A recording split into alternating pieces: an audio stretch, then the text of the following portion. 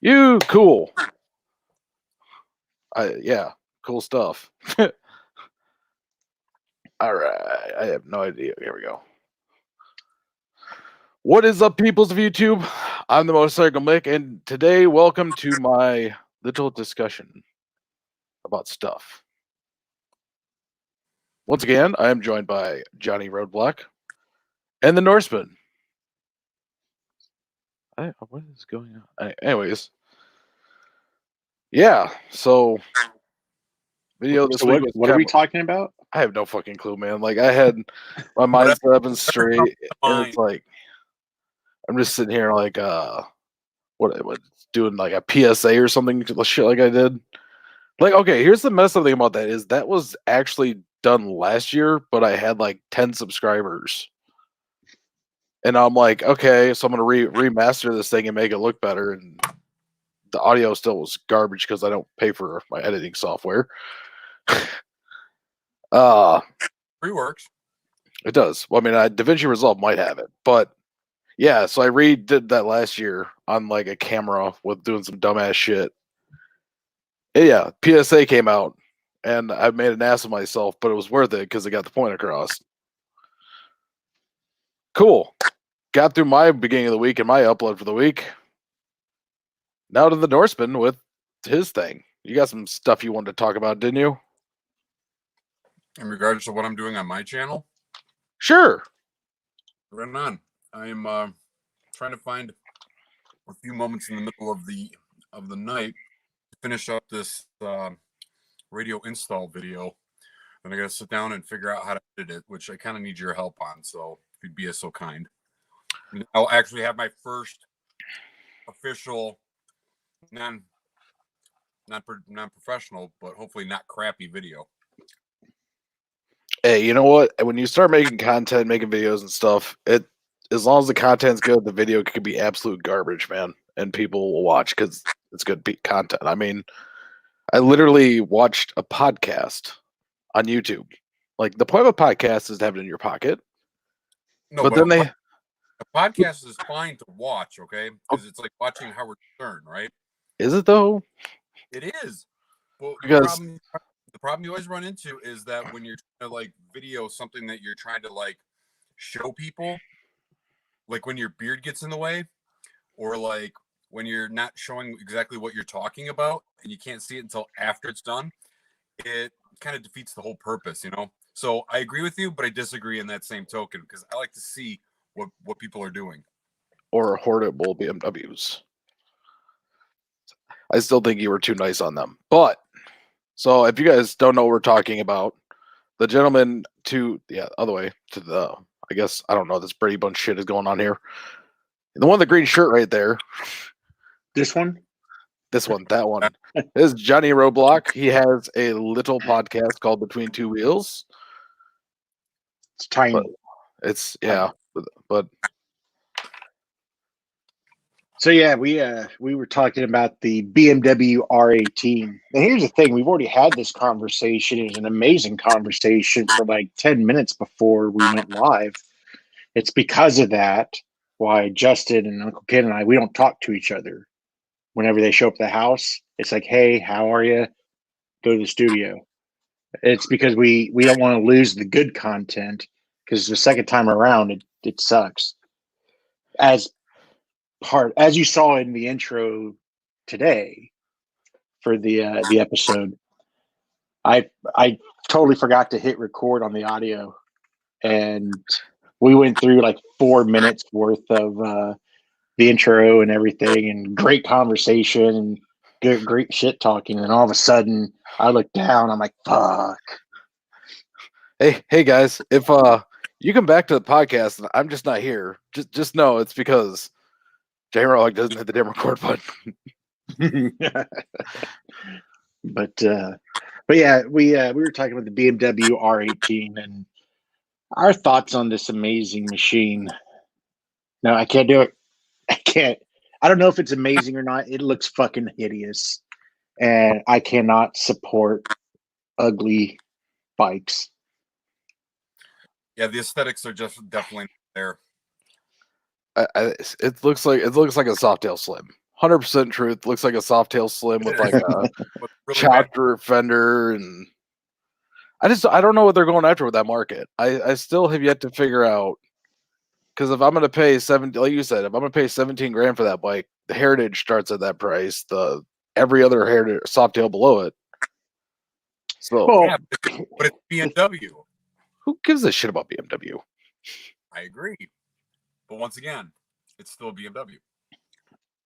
And let's be realistic here. You know, we talked about it on the podcast about the engine size is close to the same as the Softails. The weight is actually heavier than the Softails. But one of the things we didn't talk about, and I'm curious to find out what the torque curve looks like on this bike. I mean, it's a that's gonna climb fast. Probably drop off hard being a boxer. Yeah, but you could probably spin it up to what, 8,000 RPM? Yeah, I'd probably give it that.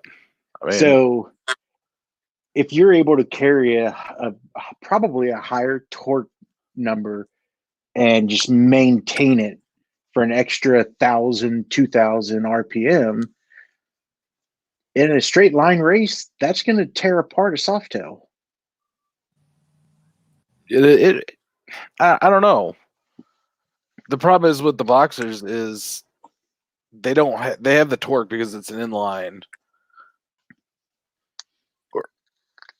But I don't know. It just seems like the way the motor functions versus like a V twin or the 45-degree V twin.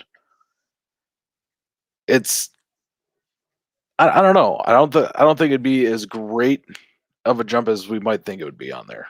I mean, yeah.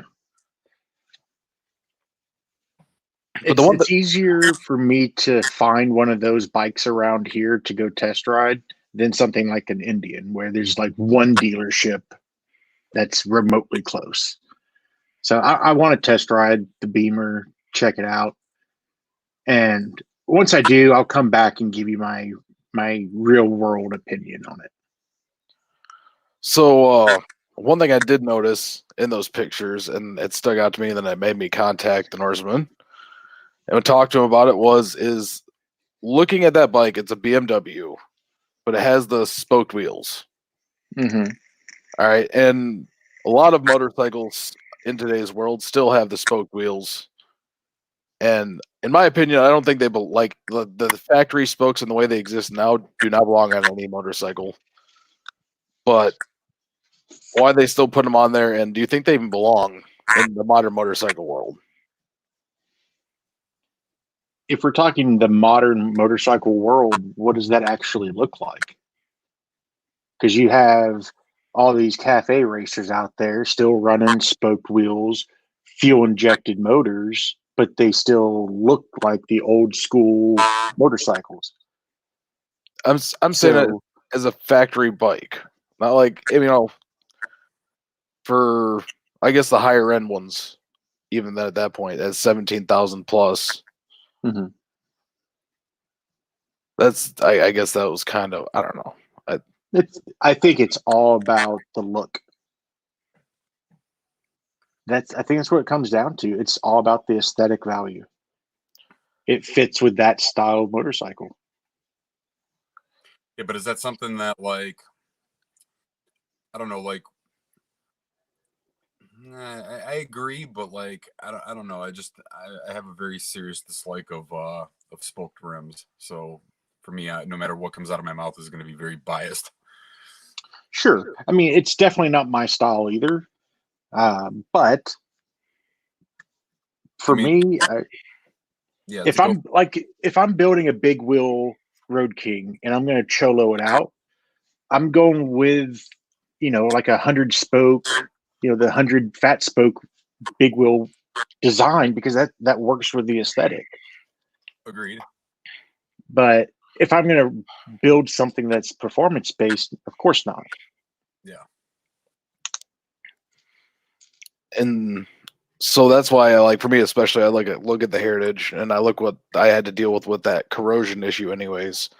Because I I do understand Harley wanting to put spokes on motorcycles, but they're not putting on stainless steel ones. I still haven't got yet. They're still using this crap chrome that rust. And that's why my bike is getting it. Well, fuck. I got another 2 weeks till I see my bike again. That's another fun story that I ran into the other day. Turns out that my back wheel for my bike wasn't actually made for my bike. So I have to have DNA actually custom make one. Gotta love those universal fits. Fits everything except for what you got. We're sharing in your misery, man. I know, right? Everyone's sharing in my misery. But no, I mean, it doesn't bother me because I know at least it's going to be like put heavily built. I mean, I don't want to say heavily built, but like DNA is a brand where they build the wheel for you and they're recognized and they're known for it. So,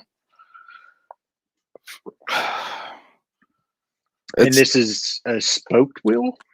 Yeah. So I got fat spoke wheels for my Heritage. Okay. I was like, wait, we are bringing this back to spoked rims, right?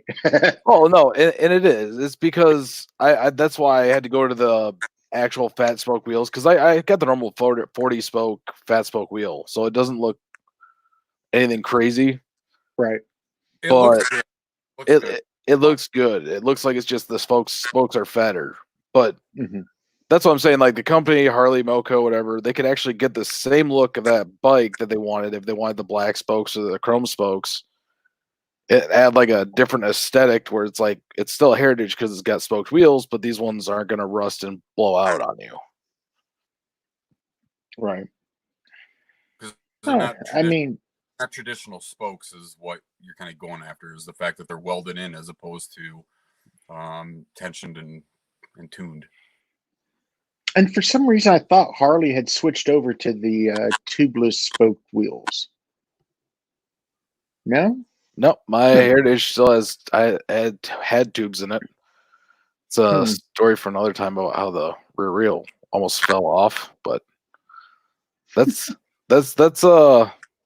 actually going to be for next Tuesday because it's the start of my journey of this bullshit I've been dealing with for my wheels. But make for a great story. Yeah. All right, real quick, I'm gonna look at the chat with people in the chat. We got Patrick Hadrick. We got the Norseman's already in here. We got Jason Scanlon, Gorilla Biker, Yankee Texan, Scott Mitchell. All right, and I know I saw something. All right, so it's showing Yankee Texan says when my new Heritage wheels rust, I'll go to a different style probably. And they will rust. So this Christmas, wheels will be on his list. Mm-hmm.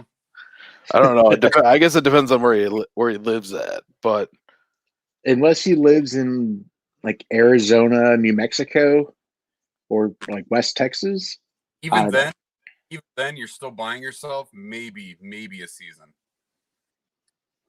Yeah, I get sandblasted. No, but I mean, for me, the one thing I ran into is, he lives in Seattle. You're definitely gonna have rust, 100%, guaranteed, no doubt in my mind. Do not pass go. Sooner than later. The bitch is gonna get rusty and crusty, and you're gonna be new wheels. Just don't buy the ones I got. I'll explain later. But no. So I mean, I think that's a problem I run into in my mind is looking at the modern manufacturers and what they're still doing too. So I mean, they can improve wheels, or at least on bikes like the Heritage actually offer a replacement for it, so that someone could have the solid wheels if they don't want that. It's been what, 1980 something was the Heritage, so 30 years of spokes from the FL style. So I do hate. Are the forks not the same as what's on the Fat Boy? Those are no, the Fat Boy forks are wider.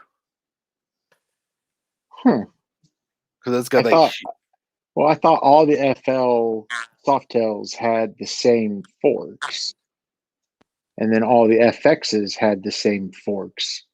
Was the Fat Boy actually an FX or an FL at the It's time? an FL. At the time, I think it was no, wait, what year are we talking? Well, this year, right? Oh, Let's, so you then know, it would be a NFL. yeah, it's been an FL at least since 2000. Yeah, but I don't want that. We're on an FX. Yeah, they're the wheels don't actually match the forks. So the Fat Bob wheels and the breakouts, the fork width on them, because they have the inverted forks, Mm-hmm.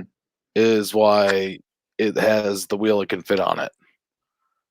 Then we get the fat, because we did the measurement on it, and in theory the wheel would fit on my bike, but also those are like $600-700, and they don't offer just trade in on that. And the factory wheel for my bike is $500 for a spoked rim. But That's for a factory spoke. yeah.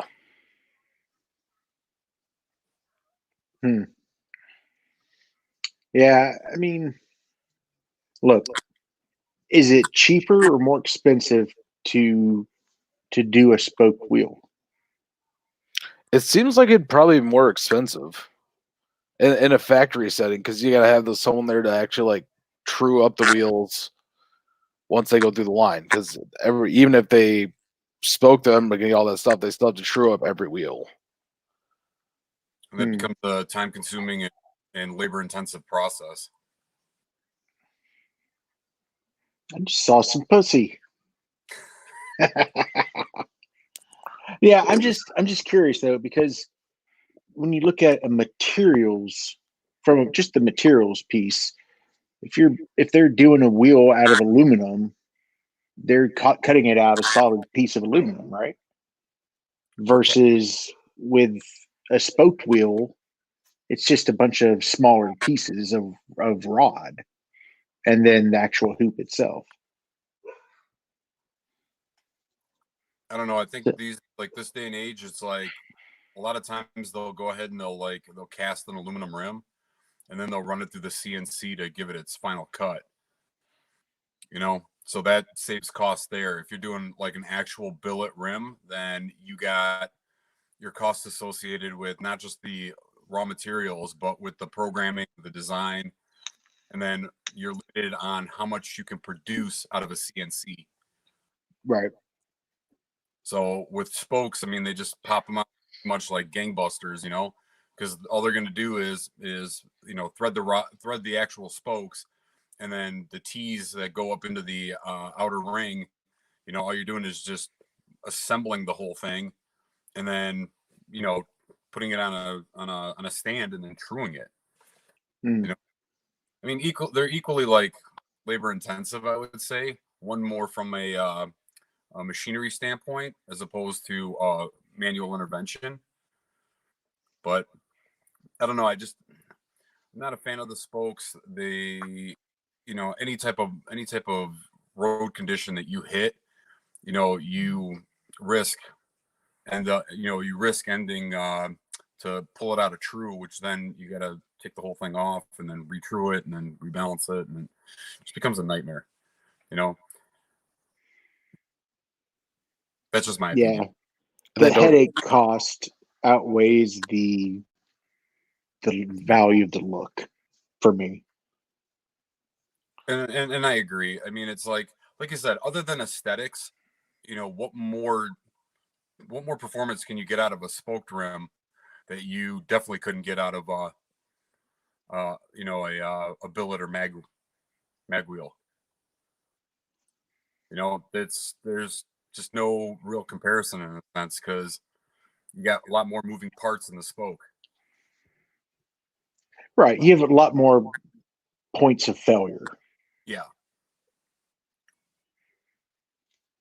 Now, my wife had an issue with her Heritage and its spoked wheels. And after that, she will never put spoke wheels on any of her bikes. Did she get rid of the Heritage, keep it, or just get new wheels for it? She ended up just getting rid of it, and she moved up to a Road King. So she's now on her, just her second Road King. I don't know. I've always thought there's just the aesthetics of a Heritage that made it look like that old school bike. Yeah, I think honestly, I think the Road King Classic, when they still had that, They still have actually, them. they still have the Road King Classic. It's called a Road King Standard now. No, not that. The actual Road King Classic was it was the standard Road King, but the bags were different. They were leather bags instead of the hard plastic ones. And I think that one with the real thick white wall tires on there, I thought it looked more nostalgic, especially if, the people who put the beach bars on there. I mean, it just screams old school. It just needs a spring seat on it, and it'd be good to go. And I think that's, once again, it boils down to aesthetics. It's Yeah. whatever it is that you're building, if you're going old school or if you're going anything that's, bobber related, you're not putting mag wheels on it. You're not putting anything solid on it. Yeah. You're putting spokes on it. You're putting the white walls. You're putting the raised letters. You're doing all these different things on it. But at the end of the day, it becomes aesthetic to what you're building. Yeah. The genre.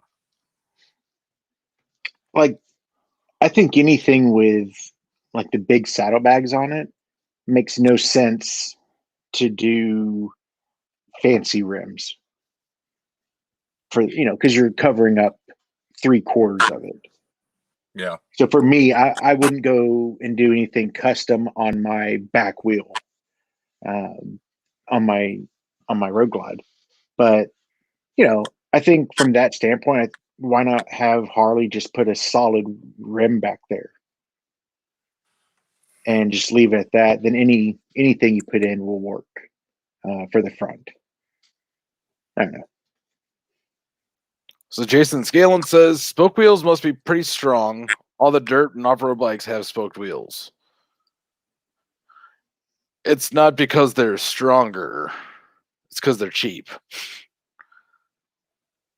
A lot of the dirt, I mean, really with dirt bike wheels, it's they're not going to put a mag wheel on. It's the weight and the look of it, but also that you can get them pretty cheap to throw in there and replace. Well, plus on a dirt bike, you're going to be doing maintenance on the trail anyways. So I don't know. I just got my dirt bike not too long ago, so I'm still trying to learn it. But it's a different animal, really, because there's things that you have to think about that you don't think about on a normal street bike. But yeah, I did notice that all of the dirt bikes I see have spoked wheels. I don't think I've ever seen a dirt bike with anything but. Well, it is lighter weight than a mag wheel. Yeah, I mean, kind of just looking at the comments, Gorilla Biker kind of threw out there that, they are softer in the sense that they have a little more give and flex. Yeah. That you're doing a lot different riding on a dirt bike than you are on a road bike. So you kind of need to, I would imagine, have a little bit of give in those rims, but I don't know how much give you would actually take per se before you start bending metal. Mm. You're gonna see the same rigidity of something that's got a 20-inch spoke or anything smaller than that. It's all about the quality of the spokes, and two, I mean, you do get some flex with it, but it's also because it can be replaced easily. That's while there is more flex to the spoked wheel, the reason they did it back in the day is because if they broke a rim or something like that, they could respoke it on the trail really quick. Same concept, quite like give. But yeah, It's a you're weighted already on a spoke, so yeah. We'll throw this out there though. You'll never catch me taking anything with spokes other than a dirt bike off-roading. I think even Honda Groms have spoked wheels now. Or do they have like little cell wheels? I need one. A Grom? Yeah, I need a Grom. Why? Because he needs a toy. Because he needs something to make him feel like a Shriner. I think Groms right now are the biggest bandwagon craze. It kills me because they're the most ridiculous street legal bike I've seen. That's why I want one. I'd say because it would give me the perfect reason to wear a bear costume. Like a blow up panda bear? No, like an actual like legit movie looking bear costume and go riding down the street with Norseman chasing behind me looking like a Russian dude. I'm gonna tell you this off the rip. I think would be awesome inflatable T-Rex costume and a Grom. There you go. Oh man, I need a Grom. It's hard not to spend the stimulus money on a Grom now. Get one of those Chinaman one that Chinesium. Tao. If we're looking at something that like you can the street legal and kind of fun to point. I don't know if either one of you have had the opportunity to check out the Kicker 5150s. You ever see those? No. It's basically like a scaled down version of a bobber with a suicide shift. You can get them with like a 125 hey, what's or up, D's? 250 or 200. But they just look like they're just fun to ride, and they look just bare bones, old school, rigids. So I would probably rather be seen on one of those than a Grom. I'd like to do a murdered out Springer, probably off of like a Crossbones frame. Build it off of there. I'm not going to rake it out, do anything stupid like that. Keep it nice and the stock rake, all that. But go up to maybe a 20-inch fat wheel up front and just all black. Everything on it, bolt covers, everything blacked out. And that would actually be pretty sweet. I'm actually a huge fan of the Crossbones. And literally brought it up earlier. I did, because that's like one of my like dream forever bikes. If I could ever come across one, I would pick one up in a heartbeat and just leave it as is. Yeah, I would have to change the seat. I cannot do the spring seats on there. But honestly, for that, I'd go back to some 20-inch apes and just 100 spoke wheels. So it's like a Cholo chopper, dude. Well, I'm in San Antonio. Cholo. The name of my city should tell you enough. But it's a Cholo Baba. You don't worry about it. Demon, that's how we roll. But yeah, that with a train horn on it. Oh man! Now we're talking. Okay, let's we had a couple of people join in. We got Dirty D's in here, Outback Outlaw, Gorilla Biker. You have a great night. I know Jason's scaling. I was scared that we get run over by one of those. On one of those things. I still want one. I don't care. I want a Grom because I already take up most suspension travel sitting on it. Wow. Uncle Ken and I and Justin were up at International Motorcycle Show, and we were sitting on all the pit bikes. Yeah, I bottomed out one of them. Oh no! A little 50 cc. I mean, before you got on it. I'm looking at this thing. I was like, I don't even think I can get my feet up onto the pegs. I mean, it had like when I got sitting on it, it had like that much from the peg to the ground. See, that's the best part is you can rest your elbows right on your knees. But yeah, if I'm going to do something goofy like a Grom, I'm going to go with a Vespa. Wow. Like powder blue.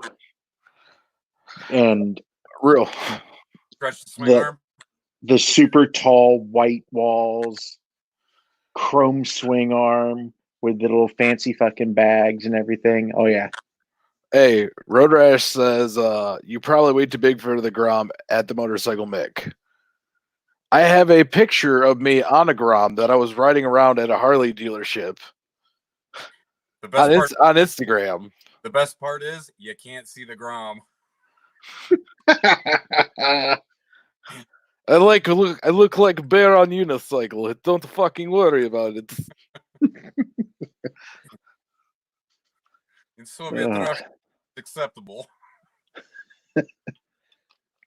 Okay, so yeah, this bad thing happens sometimes where me and the Norseman just somehow go into Russian accents, and it goes very, very communist from there. So being the fact Irish and I'm actually Russian, I don't know. It's just he does it very well.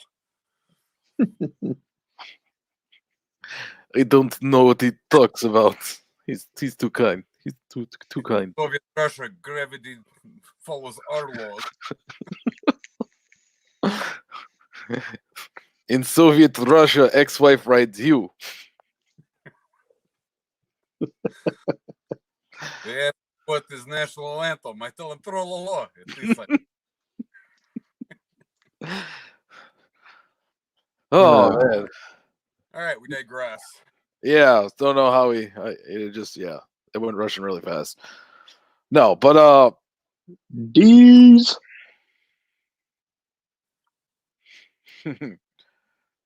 San Anto. I don't know where that is. I feel like we're missing like maybe 2 vowels and a consonant. Maybe. Yep. I don't know how I math Neo. that. Don't know how I math that out in my head, but yeah. No, I don't know. I run into problems with bikes because of the aesthetics and the way they look, and especially kind of the spoked wheels that bother the crap out of me. And like I said, I'm paying for it now, but I don't know.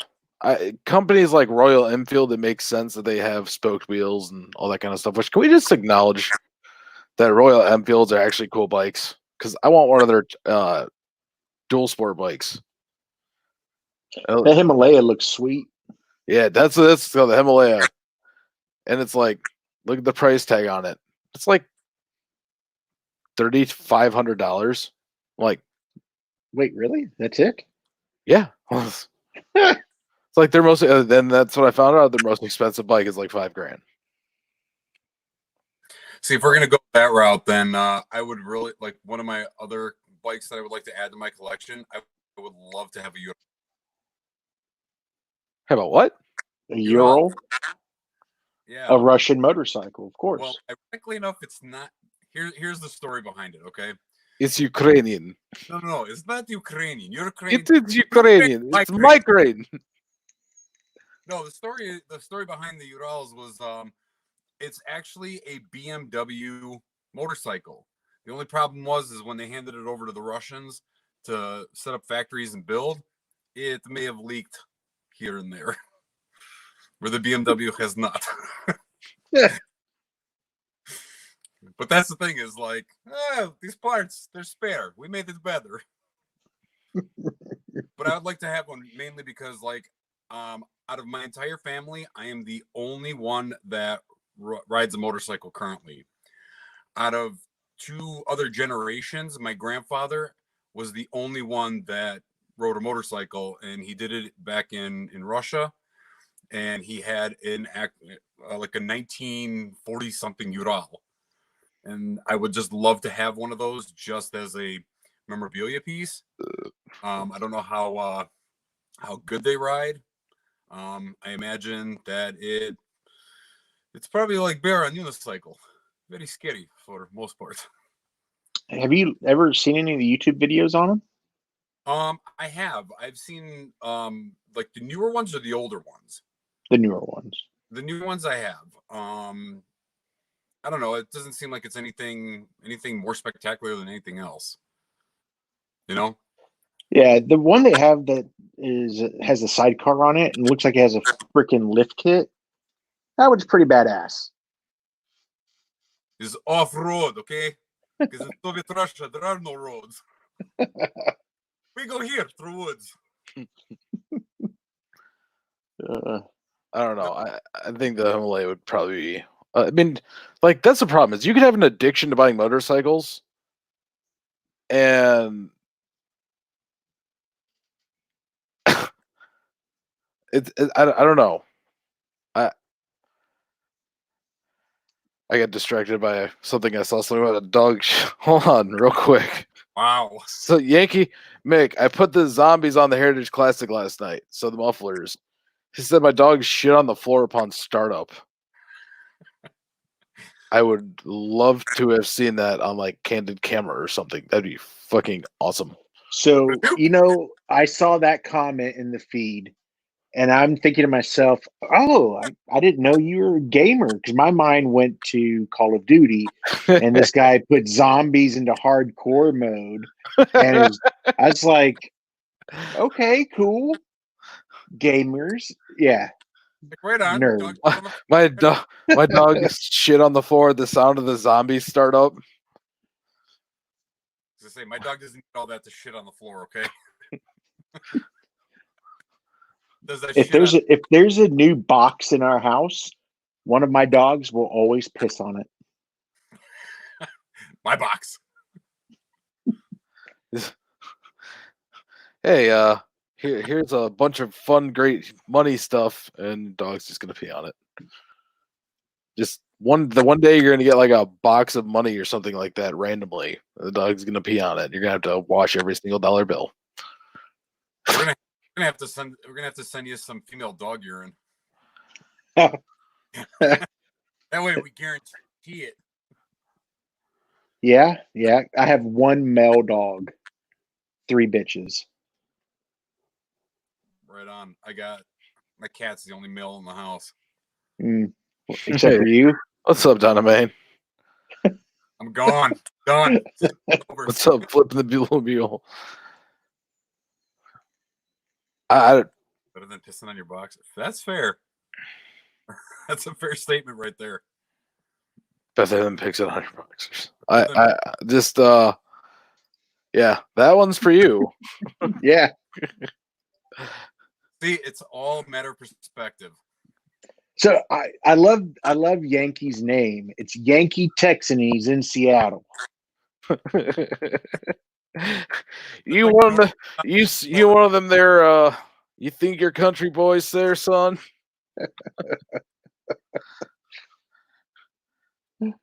Jason Scalen says, I really like the Heritage, but the spoke wheels are starting to scare me.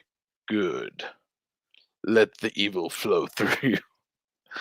No, I honestly, a lot of people I've talked to at the Heritage have really just had the same issues that I'm having. It's really a corrosion issue and the rust. Uh-oh, trouble's joining. Goddamn right. What's up? Buckeye? What's happening?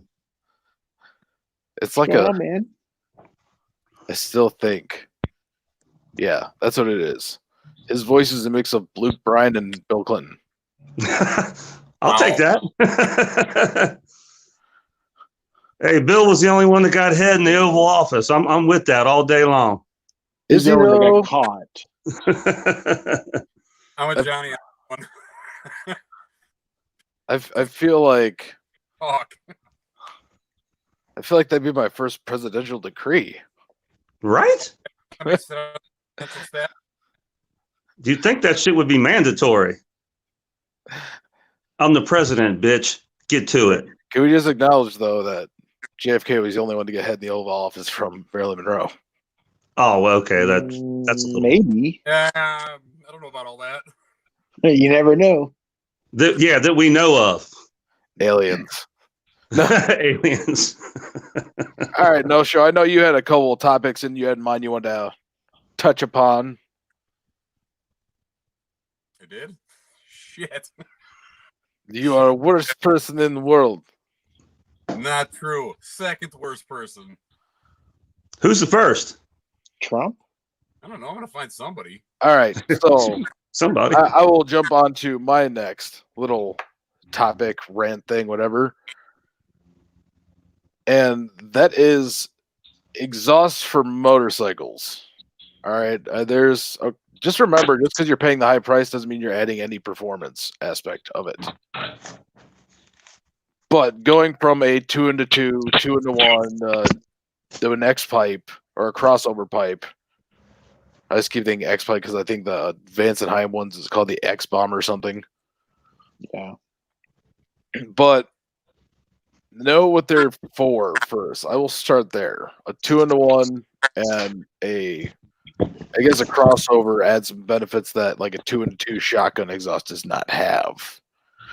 Primarily is there's not a crossover to help. So when you have a 2-into-1 exhaust, one cylinder as it's ejecting air is also helping the front cylinder, or I guess you're looking at backwards, get air into its cylinder. So there is that added benefit. Crossover pipes add better back pressure for more, I guess. I really don't understand how much back pressure you're gaining from a crossover pipe like that, but I don't think it's a back pressure thing. It's more about equalization. Yeah. or it helps siphon, like because like in a car when you put a crossover pipe, it's so that it helps siphon off and helps the other cylinder fire. So one pipe sucks and the other blows. No, so when the crossover hits, there's Still exhaust. how power dual, they're true duals that have a crossover. It's No, I'd have to agree with Johnny. I think it's the crossovers for equalization. That's always been my notion. Well, with cars anyway. I don't know about bikes. I think it's bikes. But what about something like on a Subaru, where even then, I guess that's considered a downgrade to do a crossover like that. But What do you mean? so Subaru's boxer motors have their unique sound because of the way the exhaust fires and the length of headers. Uh-huh. So, They do have an odd sound because there's a lot of Subarus in my neighborhood, and when they're just riding around, they almost sound like they're missing or something. No, it's because of it's a boxer motor that's got two different lengths on the head pipe. So when the exhaust fires, it comes out that unique sound. And you're right, it is unique. That's for sure. I think a lot of the sound is the resonance you get out of the can. I mean, the exhaust going to it is one thing, but how you're chambered in your can is what's going to give you your sound. Oh no, you cut off any Subaru's muffler and you rev that motor, they're all going to sound really a lot alike. Except for the V6s. I saw one V6 Subaru. Didn't know that existed, but it does. Was it on a Forester? Yes. Like a Scoutback? The Scoutback. Okay. Turbocharged station. Okay, here we got Spiff here. Spiff has. He said, I think you get more back pressure from a 2-into-1. Back pressure actually helps maintain compression in your front cylinder. It's also efficiency, burns up unburnt particles. I don't know how that worked out in my head, but it did. Well, I know on a street car, you want some back pressure, whereas a drag car, you run that shit open because you're going to be running flat out top RPMs, you know? Open exhaust sucks at low RPMs. Your car's a turd. What's up, Chopper Pet? What's up, Jones's Rides? Yeah. So, real quick. Also, too, Jason Scanlon says, when I get tires put on the Gold Wing, the shop says it'll take 3 to 4 hours to put them on at $75 an hour. Does that sound right? Hell no. It should not take that long to fucking change tires. No, Even on a bike. Goddamn. on everything except for a trike, it should be around a half hour per wheel if they are taking it off. Now, if you're taking off the wheel yourself, taking it up to them, they're not going to charge you the labor for that. And at that point, you shouldn't be being charged more than $15 to $20 to install a tire, mount and balance, all that, and then you just go put it back on. All right, you shouldn't spend any more than $50 to $75 total per wheel. We have to behave now. I think the place. Oh, you don't have to behave because of me. You guys are fine. Fair. That's fair. I think the place I normally go is like 40 a tire, and that's if it's already off the bike. If you want them to take it off the bike and change the tire, then it's more. Yeah, sounds about right. I think 3 to 4 hours to do that is if they're not familiar with the bike. Yeah. Well, that was a dealership, right? Yeah. Isn't that what he was saying? Is that what that was? Dealership wise? Took my tires put on. It doesn't say the shop. The shop. So what shop is that? Mr. McStash says that he dark-sided his Goldwing, derp, and it didn't take an hour, except for the remaining mistakes that you'll feel. Well, it also probably depends on if they had anything else going on before you. Yeah, but they still probably shouldn't be charging you, $75 an hour and quoting you for 3 to 4 hours. Oh, no. I agree with that. That definitely something just seems wrong with that. But I know there's been times where I've gone in hoping that it would be quick, and they're like, yeah, give us half a day because we got other shit ahead of you. And it's like, all right, that sucks, but what can I do about it? Yeah, that makes sense. If they're telling you turnaround times like 3 to 4 hours. But if they're telling you that it's 75 an hour and it's 3 to 4 hours, yeah. Yeah, you shouldn't be paying for wait time. No. Yeah, that's ridiculous. Right, no. Great, I'm paying $75 an hour for you to wrench on that guy's bike? What the fuck? Yeah. Why ain't his bill cheaper? It's just everyone's paying it forward. That's all it is. That's what it is. Hate to be the last guy. See, that's like the kind of thing where you want to mess with people, and you're like, all right, I'm gonna think of the most outrageous thing I can for a motorcycle, and then just show up there. Like, have something completely out there that no one would really understand. And just like a certain problem to a shop that's like, no, like a shop like that's like, hey, it's 3 to 4 hours because they may not understand how to work it. But like, go back to that shop with something that even like a guy that builds motorcycles might not know about, and see how long it takes them to change a tire. Tell me you want the rotation. You want the rotation of the motor to go the other direction? He's got to crank it backwards. I like it to go the other way. Okay, I like to be different. Jason Scalen says, I think it's supply and demand that causes all the shops where I live are closed. Oh shit! Oh yeah. So yeah, I mean, you mean price raking? Yeah. You'd think though they'd be desperate for business. They would be game to cut you some slack. Shit. Usually it's the other way around. When you're dealing with like 1 or 2 people out of the normal like 50, 60 that you're dealing with, you got to make up per interaction as opposed to make it up in volume. Right. If you only got a couple guys that come in, you got to make your day's money off of them. Yep. That's harsh because honestly, I feel like bikers are already getting way overtaxed. Anything you would buy for a car, the same thing you would buy for a bike is smaller and 3 times the cost. Well, because it's no different than if you take anything and put the word medical in front of it. Chopper Fest says the auto shop is doing house calls. Got PDR coming to my house tomorrow. Right on. That's actually ingenious. Just stick it on the back of like a Mack truck and take all the tools with you. Dude, I'm gonna tell you this. Like, I don't know. Like, with everything that's going on these days, it's like I had to go to Arsenal today, and literally I called them. And I'm gonna promote Arsenal Harley-Davidson just for the customer service right now for just 2 seconds. But I needed to pick up gaskets because I'm redoing all the fluids, so I'm changing out the primary and some other things. And literally, I called him up. He said he had everything. They bagged it, tagged it, charged me right over the phone. It was like a drive-through. Literally, I like pulled up to the door. She was already waiting with my little bag of goodies. Dropped it in the car. It was like a really cool drug deal. No, Gotcha. It's like, Like, why haven't they been doing that the whole fucking time? No, here's the thing. It's like, in essence, it's actually saving me money. Because normally I'll walk into the dealership, I'll walk past all the shit I don't need that I'm stopping to pick up. Oh, this is cool. Oh, man, I need. but you do need it. Yeah, but here's the thing. I don't need it.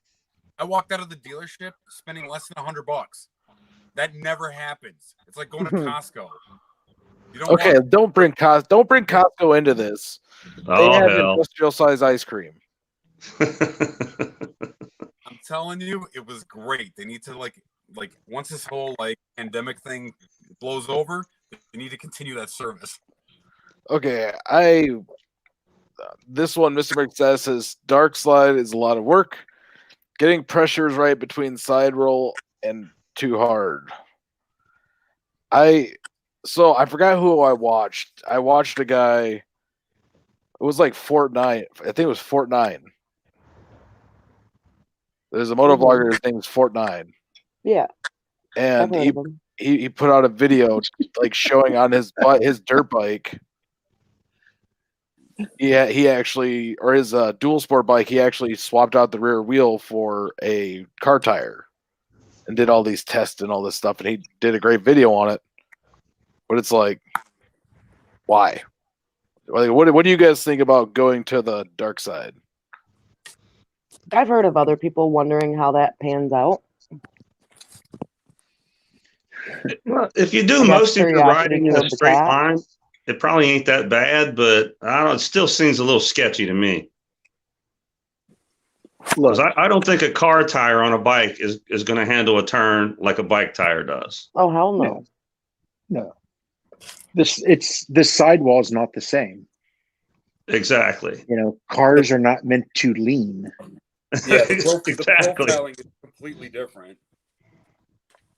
Yeah, I mean, we had the Republic of Texas rally that we all went to, and we saw like a Dodge Viper wheel on the back of a bike. Now, it looks cool. You don't need a kickstand. Yeah, that's true. But the issue is how do you make a turn on that damn thing? Yeah, it's going to be sketchy. Yeah. You it's better Bet you have get a lot of miles great, out of it, though.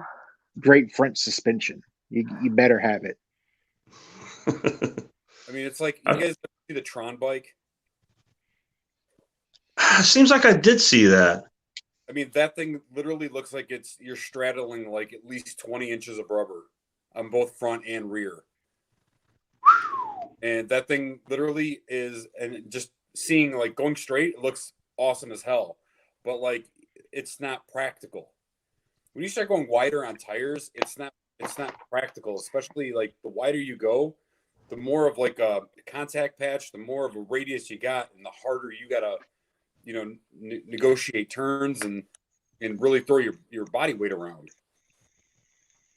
Because it's not just like, you know, thinner the tire, you just give a little push and you drop and you're gone. Well, any bike tire that ain't got a radius to it is going to handle really funny in the turns. Oh yeah. Oh, so Ed Spiff McFlaw. Yeah, so he said something about the structure not being right for the force. Plus, there's a problem with the way the bead sits on the rim and doesn't lock properly. Yeah, he goes in depth about it and how it's actually. So just to clarify, Fort 9 is actually a online company, or actually I think it's brick and mortar company too up in Canada. But Fort9.ca, it's like Revzilla. So he's like Anthony. I didn't know he's that. Anthony from Revzilla. He's the Canadian one. Oh. I didn't know that. So he's their He's spokesman. Revzilla, eh? Yeah. It's actually Revzil. Hey, Hey.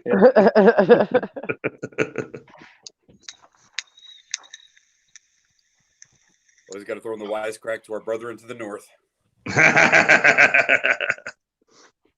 I live in Ohio. That's all I get is wisecracks. That's because you live in the armpit of America. Damn.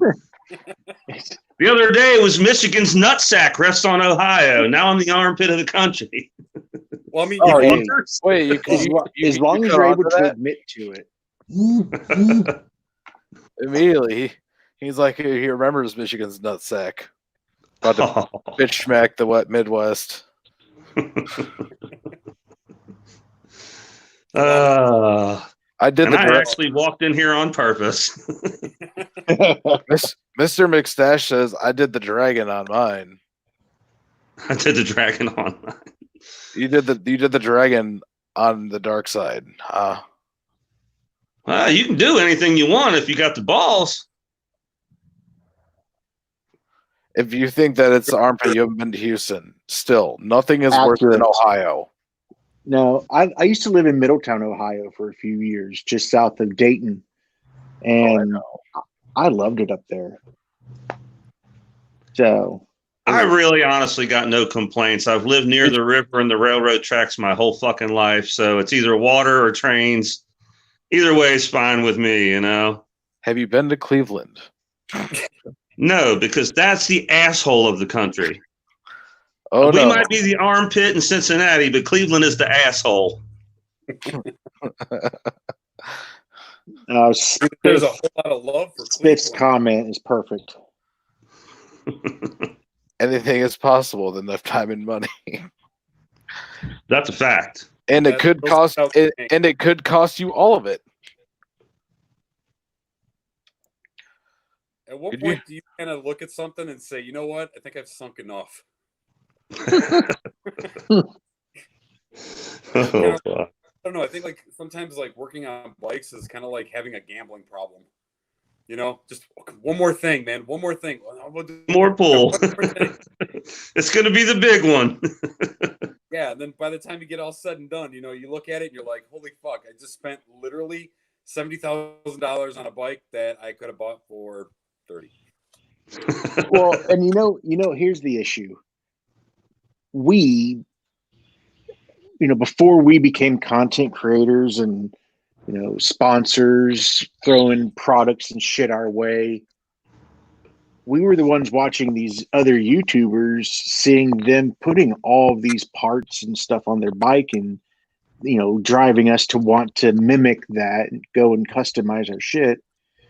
And then they go and just flip the bike and sell it with all their parts and accessories and shit on there that they didn't pay for. And in fact, they were paid to use those products. And people just, they see it and they think, oh, well, if he's doing it or she's doing it, so can I. And they don't think about, the $15,000 in accessories that they might get $300 or $400 for when it's time to trade it in. That's always. I mean, I can tell you this, like, I don't think I've ever just like kind of like bolted something on and was like, this is kind of like the way I want it. I don't know, for some reason, like, keep anything the way it is. I modify like bolt on parts, I'll modify. And then that right there, just like, I don't want to say that it adds value or not, but it's just definitely something different because it's like, I don't know, like my personal thought on things is like to buy a bike and then you start bolting stuff to it. It really give it that like individual touch. When you start having to fab it up and kind of take it as a base design and then kind of like add to it or make it your own, that's kind of like where I like it at. Yeah.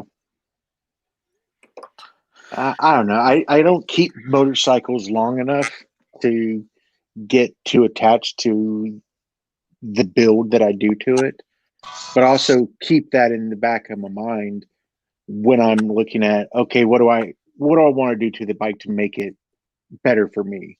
So pretty much always doing handlebars and intake and exhaust.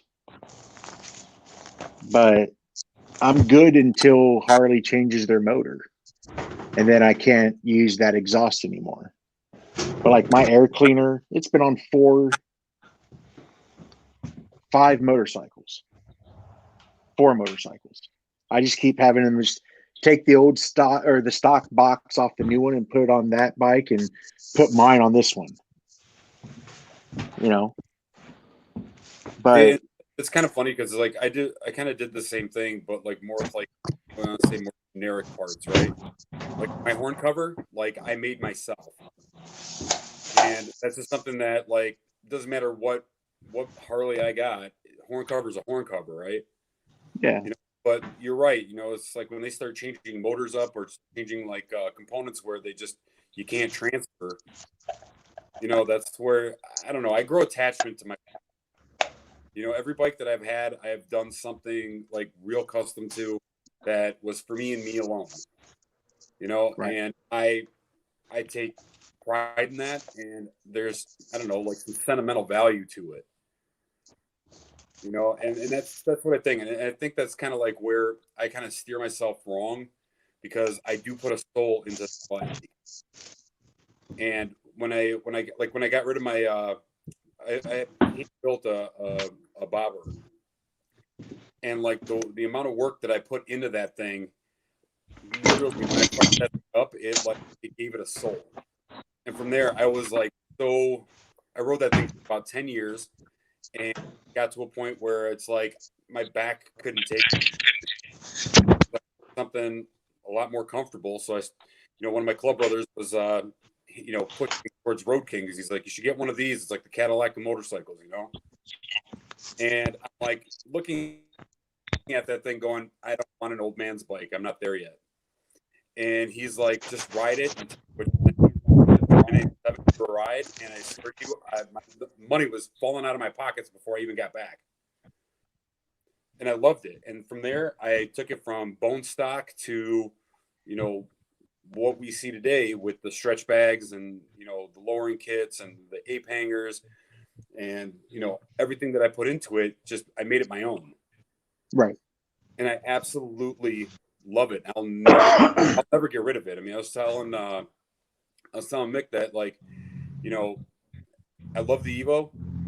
I'd like to stick with it. If I can, once this motor dies and I need to get something else, I'll probably throw like a 96 into it. But other than that, I don't want to get rid of it, And that's the problem. I grow attachment to bikes. It's peculiar. I should probably go see therapy. No, hey, I feel like once you start putting yourself into it, it's not inanimate anymore. It's a piece of you. It is, and that's kind of like anything, like everything that you're doing to your heritage.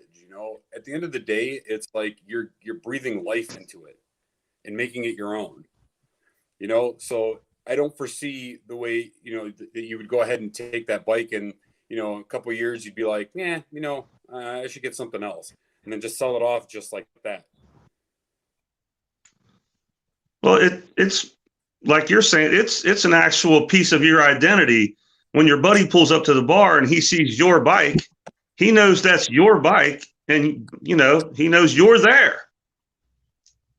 And my thrusties. I mean, anybody that sees my bike that knows me knows it instantly. Like, that's fucking Patrick's bike right there. That is unmistakable. That and the Ohio plates. You guys are just not going to let that go, are you? Because we love you, brother. I'm going to start telling people I'm from fucking Omaha or something. What, are you gay? Wow. Fuck you, Mick. He's from Omaha. Steers and queers, and I ain't got no horns. Wink, wink. I have a horn on every vehicle I own, so. I think he's referring to these horns. Yeah, Dick, get it right. All right, if you're gonna fuck with me, but what about these? But what about these nuts? Oh, you dick. You guys are so cool, man. It's because all of us are from more dominant states than Ohio. Even though Texas is kind of getting pretty. Does this show up on camera? No, Loud and clear, sir. Loud and clear. I don't know what the fuck that is, but I think we censor shit like that. Here, smell that. It smells like 17 lost bowl games to Alabama. Ouch.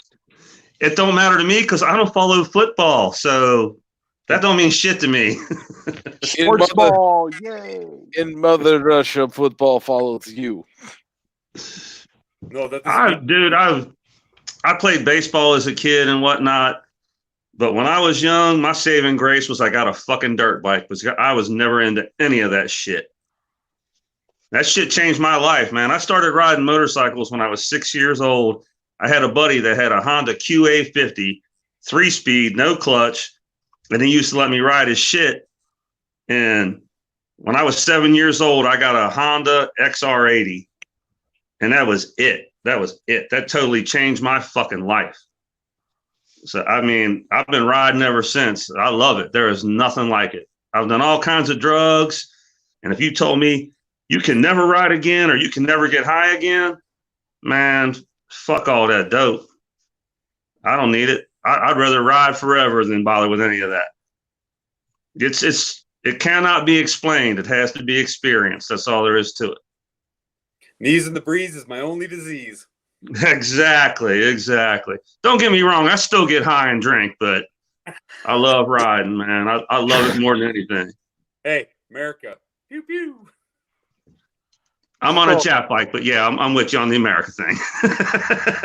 Oh, no, that still qualifies. It's a jet bike. Pew, pew. I was going to say, I'm from Ohio, and I ride a cross rocket. Just let it fly. Let it fly. What's a cross rocket? Is that like a Jesus bike? No, it's those. You know what it is. All you hear is, I'm gay. Never heard that one. Man, I'm not feeling the love right now. What the hell? I mean, most of the time people don't hear what I'm saying because I have a very, very small penis and a very large exhaust. Man, can we get some more crotch rocket motherfuckers on this panel? What the hell? I'm a rocket rider. Oh, there we go. Now I got to side with the girl. That makes me seem even more gay. Okay, but are you seeing her picture? Yeah, I am seeing that. That's definitely not gay. Just saying. Awkward silence. Well then. What? Hey, man, why the fuck is it taking so long to get your wheels on your bike? It's a good story. Good story. Good plot line. Large, very huge budget. And yeah, that's about it. So did any of you guys see any of that stimulus money? Yeah. I've gotten mine, yeah. I've gotten mine, yes. I've been stimulated. I too am stimulated. I'm feeling Pat needs a new dirt bike. Okay, real quick, can we acknowledge the fact that they're talking about giving every American $2,000 a month? Yeah, that'd be awesome. I ain't heard that, but I'd be all down for that. I've been paying taxes. It's like years. The bill's being like submitted to Congress right now. That'd be great. But it's like, I think it's funny. You got all these big corporations like McDonald's talking like they're scared of going out of business. Those are billion-dollar corporations. How the fuck are they broke? So I don't want to sound like an asshole when I say all this, but I wish they would actually pay more attention to the stimulus money. Don't give it to fuckers like me who don't need it. Give it to I agree with that entirely. Who lost their jobs. There's a whole lot of issues, I think, with the system. So, like, even though my child is with me, I'm the primary custody parent. Dad only has 52 overnights a year. He's getting the fucking stimulus for the child. He only has 52 nights a year, and he misses some of them. So why is he getting the money for my kid? In all honesty, I think women get fucked over on a regular basis where that kind of shit's concerned. That's just me. When the kids are involved, it needs a little bit further of a look. Are the parents together? Are they not together? Who has primary custody? Who's got what kind of nights? So then Dad has the nerve to ask me things like, make sure you send him with diapers. I'm sorry, excuse me? Didn't you just get paid for that, motherfucker? You know? Jason Scanlon says, "I love sport bikes. I've lots of them. Maybe CBR I've had. 1000 and ZX7 were my favorites." So I respect that. There's sport bike love out there, but it's about who claims It just ain't on this fucking panel other than me and her. You fucking Harley dicks. I agree. I personally have no issues with sport bikes. I have none either. I'm just kidding. I really me, have no it's a about comfort any bike. thing. Any bike. Yeah. I mean, for me, it's a comfort thing. I've got shitty knees, bad back. Broke as shit and gay. Fuck yeah. Hi, I'm Joe Exotic. You just don't let out, did you? I got a lot of issues too, but I make it work. But it's one of those things where for me, I'd rather sit on a nice recliner like my Harley than being scrunched up. And I'm also 6'3", 275 Mine's about pounds. performance and power. Yeah. On my ZX11, I'm not scrunched up at all. 9 times out of 10, I got such long arms, I can sit upright. I can even lean back on my girl at times because I got these goddamn monkey arms. That crazy shit right there. But honestly, my next purchase, if I had my way, would be a Yamaha VMAX. Not that I haven't thought. I've always said I would never buy a Harley just because it just ain't my thing. But I've even thought about buying a Harley if I could get one cheap. You can get them cheap. I'm still not buying one for these things. I mean, again, it all comes down to what are you looking for? Are you looking for performance? Are you looking for just something to cruise around? Or are you looking for something to throw a shit ton of miles on and still function when you get off the bike?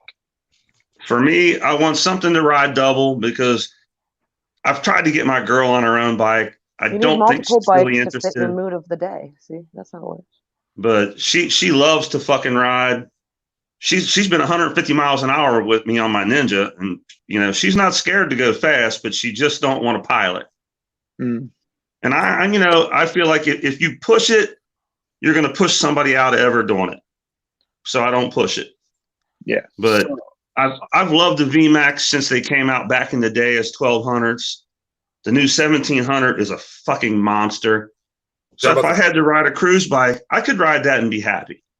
It kind of gives me that mix, put a little sissy bar on the back, for the wife to relax on. And because when I ride with her, I don't get crazy. When I ride double, I don't risk somebody else's life. Have you ever checked out the Triumph Rocket 3? I have. That's a monster of a bike, but it's not my dream bike. So Spiff McFluff says, "I still want a boyfriend." Lol. I mean, Dyna. He still wants a Dyna. I said what I said. It is what it is. It is what it is. Talking about Dynas and stuff. I don't hate you, bro. Get you one and get you a new man in your life. Harley Dave does bring up a good point. He says, "I want an MT-09, even though I'm primarily a Harley man." Hey, that bike is a bad motherfucker, and it's a beautiful bike. Except it comes with a huge back tire. Didn't they have some problem with like one of the clutches on those bikes? If they did, I've never heard that. But that could be. Yeah, I don't follow that market. So, well, one of the guys I watched is Brandon Picasso. He's got an MT-09. That's what I was wondering. It happened to him. Yeah, he said he had mentioned in one of his videos that was a existing problem. Mm. Well, man, newer bikes, there's always going to be some sort of weird ass fucking problem. Just happens. I mean, at this point, I'll take it where I can get it. Yeah, that's fair. It's still, I mean, okay. I know that the war rages about the Dyna, and I know I've been in conversations about this before, but the Dynas are not as good as the fucking new Softail suspension, especially on like the Fat Bob or like the FXDRs, breakouts. Like it puts power to the ground way better than the fucking Dyna ever did. See, that's my problem. If I was to buy a Harley, I wouldn't buy new. I would look for something nice, but reasonably cheap. But I wouldn't even begin to know which one suits me best because I've never been on one. Right. I mean, I'm 6'2", probably 230 at this point. But, you know, I got no beef against Harleys. I wouldn't mind having one. We're all assholes. It's just a requirement. Oh, if that's true, I definitely need a Harley. Slow down. Pump the brakes there, 10-speed. We are all assholes. You know it, and I know it too. This is not true. We are assholes that stop and help people. Because we are kind and courteous bunch. We're misunderstood assholes. We just point and laugh. Usually when I stop to help somebody and I walk up to their car, they roll up the window and lock the door. You know, that's not far from the truth. I've had that experience. It's okay. That has happened to me several times. I've pulled over to help somebody, especially women. And I get it. You know, I don't exactly look unsavory. And it was probably worse a few years ago. But, you know, you genuinely stop to help somebody. You can't blame them for being intimidated when some big wild ass looking motherfucker walks up to their door like, hey, you want some help, lady? I'm going to throw this out. I think you've got a better chance than I do. What? You look like a baby kitten. All right, Spiff says, I don't need it for racing. I want it for enjoying a good cruise. Said no person that owned a Dana ever. You're doing it to put some power in that bike so you can put some T-bars and a gauntlet fairing and do some wheelies with your bros downtown. Your Dyna Bros. What's wrong with that? Dyna Bros. Dyna Bros. So yeah, like because no person ever is just like, you know what? My Dyna cruises really well. It's hey dude, the ride. Check out my wide glide. The wide glide cruises pretty well. Okay, and then you got the Switchback, which was basically a freaking like baby Road King. See, for me personally, if I was to buy a Harley, it would have to be sort of vicious. You know what I mean? And not that I don't enjoy cruising, but I want it to be a bad motherfucker. I want it to just show teeth, man. Just show teeth. So don't buy a twin cam. Because the only thing they'll show you is that your tensioners are plastic and you'll die. Yeah, okay. You'll want a newer one. It's going to show your slip, okay? Man, you know what? If Harley didn't already have you fucked her enough, this time, you guys, with this new motor, you get to pay for 2 cams. Yeah, and now the Milwaukee 8's back down to 1, but it's a beast of a motor. It is. It is. It's definitely solid. So are those bigger bikes? Are them 1340s? What are they CC wise? Mine's a 1918. Holy shit! The Evo, nice. The Evo is 80 cubic inch for 1380s or 1340s. Because I all my friends ride Harleys. You know, that's just how it is. But some of the guys that I kicked it with when I was younger, you know, a few of them were on hopped up Sportsters, a few of them were on bigger bikes, but they always kind of barked about the 1340s, like they had balls. No, it's the Evo 80. Yeah, but we're going way back when I say that, man, way back. Okay, so go for it. Evos were not known for their speed. It was for their reliability. So it could take you about 3 weeks to get to 5th gear. Oh shit. Yeah, that ain't me. I actually got it into 5th when I fell off that cliff. He was midair like, yeah, 5th gear. Do me a favor, don't knock my 59 ponies, okay? Hey, as long as you can ride all 59 of them, you're doing good. Harley Dave says my last bike was a Dyna Fat Bob with T-bars, traded up for a Road King Special with a 475 cam. and haven't looked back. Now, is that a 107 or is that a 114 Road King special? This is a very important question because you either have a 107 or you have a 114. I mean, is 7 cubic inches that big a difference? Yeah. Or that's not cubic inches, that's cc's, whatever. No, that's cubic inches. That's Oh, is it? All right. Okay. Anybody Yeah. will tell you inches matter. yeah, you like That's that. what I keep he's got the hearing. 114. Oh, so he has okay, so he does have the fuck. We just had that number. 107? No, the 1340. Man, I'm getting a bad echo. Hello, Clarice. It's coming from. Holy shit. There we go. I think we get muted. I'm horrible. Anyways. My bad. No, so yeah. Come on I now. don't know. Like, Words.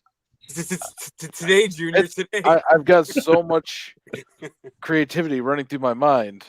From umbrage. If I'm rubbing my arm freakishly, it's because my shoulder and I got a torn muscle in my bicep. So I'm not like weird, like geeking for heroin or something. What does that mean? See, I don't know. That's what I'm saying. So going back to like your debate about the Road King and the Heritage, is the problem I have is the Road King is one fairing away from being a street glide. Like I bet So is the Heritage. no. Yeah. Okay, so back to my original Definitely. thought. What is the hot rod Harley? What do you Is mean? it the V rod? Are you saying V-Rod?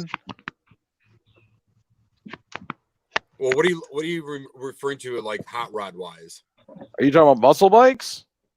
Yeah, just which, if you wanted, I guess what I call the super sport badass Harley, FX, minus all the fucking bags and shit, because that shit ain't my thing. FXDR. Honestly, FXDR or V-Rod. I guess It'd be the V-Rod, which they Yeah. don't make anymore. But you were saying you wanted a used one. So, yeah, V-Rod. How do you I feel mean, about I like the Ford- V rods, but they seem really unpopular with regular Harley guys.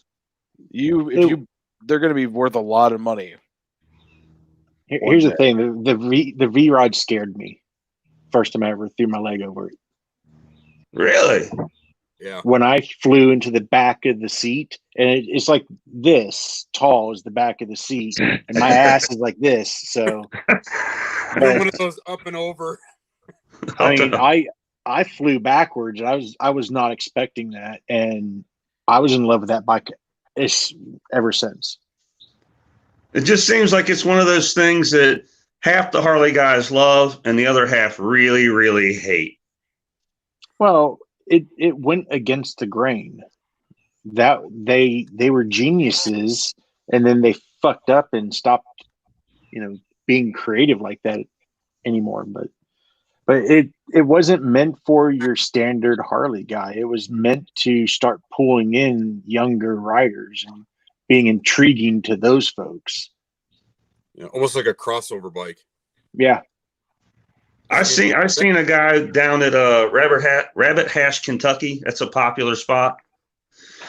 And it was a beautiful fucking bike. Beautiful bike. And it obviously had a bunch of accessories and stuff on it. And I stood there, and I maybe the dude that owned it overheard me, but I was like, it's really not my thing, but man, I'd ride that. It looks pretty badass. And a little while later, when dude left, he let that shit rip.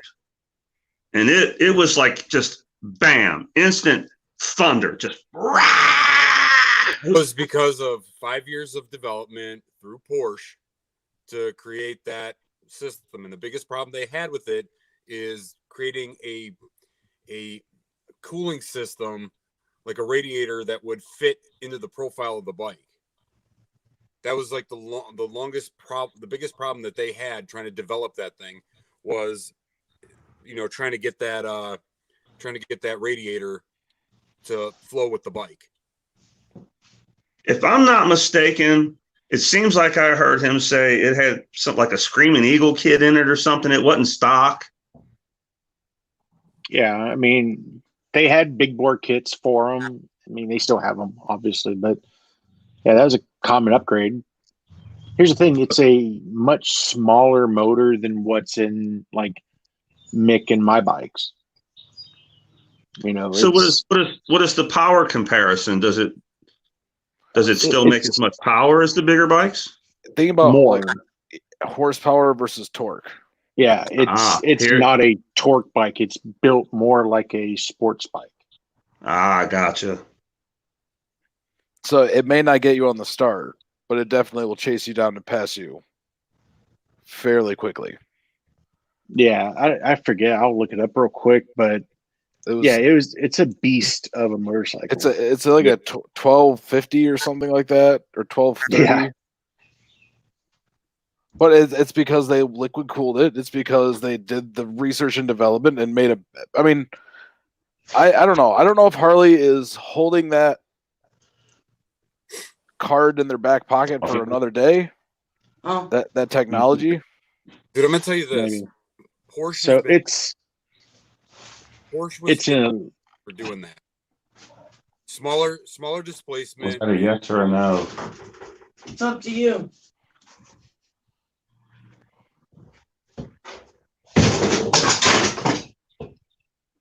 I can't hear Horseman. Can you hear me? Yeah. Yeah, I can hear you now. All right. Oh, okay. Well, then, so, okay. Oh, you fucker.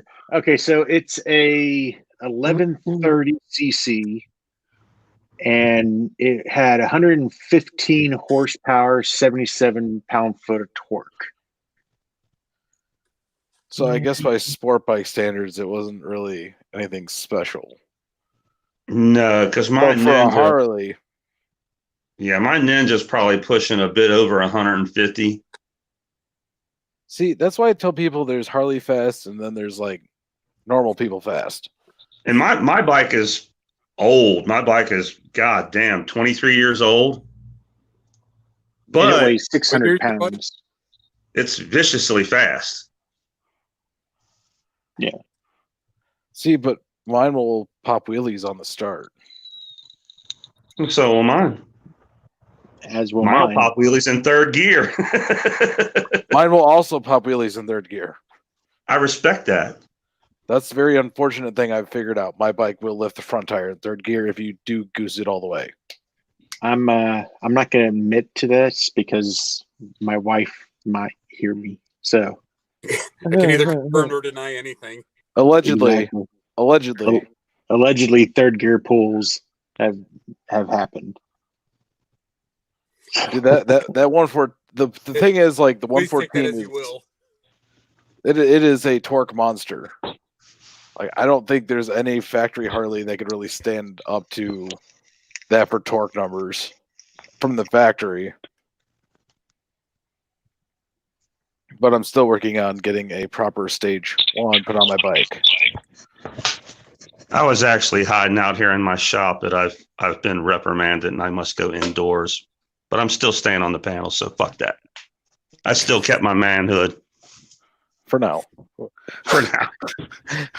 We all say it, but Wind Reaper says, yeah, the BMW is cool, but no ways to install forward controls. We don't know that yet. If I have any information that I'm repeating right now, I get all my information from www.betweentwowheels, spelled TOO or TWO. TWO wheels. I don't know. Don't mind me right now. Life is fine. I tried to imitate exactly what he does, but it's www.betweentwowheels.com. The 2 is spelled out TWO. Thank you. I'm just gonna listen to my podcast again. Yeah, a few times. No. Honestly, it's. I don't know if. What is going on? I don't like change. No, but He said, I basically, don't like change. Sorry, I didn't like my position in the Brady Bunch square. that's also what Martha Brady said. Wow. Wow. Did you say Martha Brady? Marsha. Marsha? I thought he said Marsha. Martha too, though. So He Donna, he fucked that one up. Yeah. I did too. I really much did. If I was to get a bagger, it'd be the Indian Challenger. That's cool. I mean, I get it's a good bike. Just remember though, Donna, if you were to buy a Challenger, if you were to buy one of the 660 motorcycles they made, there is a 1% chance that you have a problem with your bike. Okay? So if you were one of the 6 people out of 660 bikes that has an issue, take it to your local Indian dealer and let them handle it for you. What is that, like 1.2%? What? Some No? astronomical number. Let me set this shit down. Ooh, dog. You are not my friend. First gen engine, forgot what they call it. The Power Plus 108? Yeah, I think so. That's what they call it. Exactly what they call it. Also, yeah, just I don't know, man. I can't. I don't know if I can not buy the Thunderstroke. It's just too cool of a motor name. Don't you need For it? the name alone. Yep. What's again that thing? Thunder. okay. Just really though, you could have the PP 108. Just throwing that out there. PP 108. That does not sound flattering. It's the Sounds like a Power Plus 108. The PP 108. Yeah, PP 108 or Thunderstroke. Hey, fellas, how do you like my PP? You know, really? Now Really? I have. Now Hey, I. don't Now worry I about have to the buy PP, It's all one. about the Thunderstroke. Thunderstroke. If I was going to go that route, I would have to go with the Road King knockoff that Indian did. Was it Springfield or something? Yeah. That bike floored me. Just super comfortable. The throttle response was on point, and it had the Thunderstroke in it. So there's that. Mouth, you fucker. Puppy. All right. So you get to pick one bike.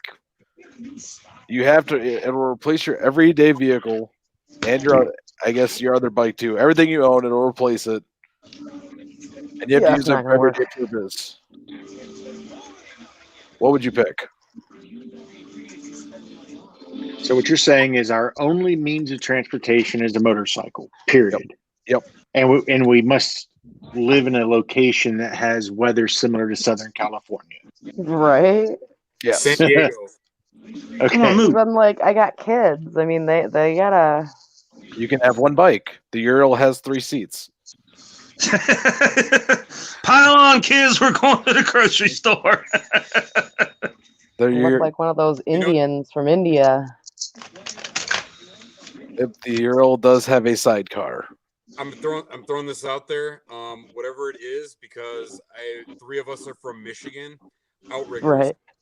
Outriggers. Whatever it is, has outriggers. What is an outrigger?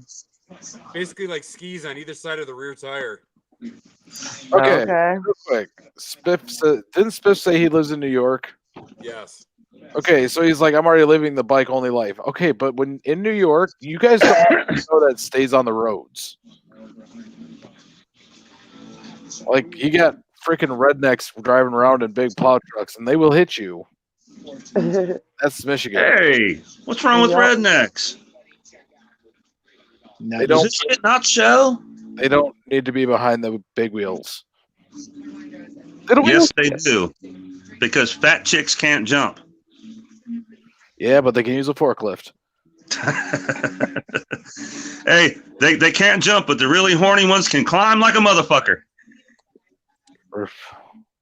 It's like a Now, moped, for me, man. all honesty, it'd be a VMAX. That's the bike I want. You know, I'm just saying that's the bike I've wanted for a long time now. And if I could afford it, that's the bike I would. That'd be the next bike I would have. That's a solid choice. The VMAX are really, really nice bikes. I especially like that blacked out carbon edition, even though it is 20 grand. Wind Reaper, would you get a Rogue Glide? Yeah, Rogue Glide Special. That's, I don't know. I'd get an Ultra Classic. Do you know what I would get if I had one bike for everyday transportation, like my only means of transportation? You'd get a fucking Grom. Yes, we already know. No, I would honestly get a KTM Super Duke Adventure Edition, or they call it the Adventure one. Why the Adventure one? Yeah, why? What do you mean, why the Adventure one? If it's Yeah, just why? It's the same bike as the regular Super Duke. It's just got more bells and whistles and comes with fucking side bags. It also does have a little bit of long travel suspension. But the reason I pick it is just because of I can't pick one. I need multiple bikes. That's just how it is. I don't It's know. like accessories, like shoes or a purse. It's not outside. Yeah, exactly. Well, what if you want to do hooligan shit with your friend? I mean, a sport bike and a cruiser don't really apply to that. Adventure bike. Ta-da! Well, right, but I'm not going to be doing $140 on an adventure bike. You could. Yeah, Or are you? I don't know if I would buy one, but I really do like the Triumph Scrambler. Oh, that looks way different than the Super Duke.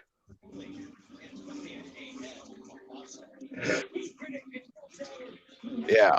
Oh, somebody let Mick out on the internet. Can we just hold on? I'm gonna be a selfish bastard real quick. All right. And that is the KTM Adventure. Okay, yeah, that one definitely looks different. I want that because once again, it will do $140. Once again. But on the other hand, it's still a KTM, so it's the same thing as Husqvarna, so parts are interchangeable. With the I didn't know that. I mean, Husqvarna's been around for a long time. Long time. Oh yeah, they have. Yeah. I mean, they make some badass dirt bikes.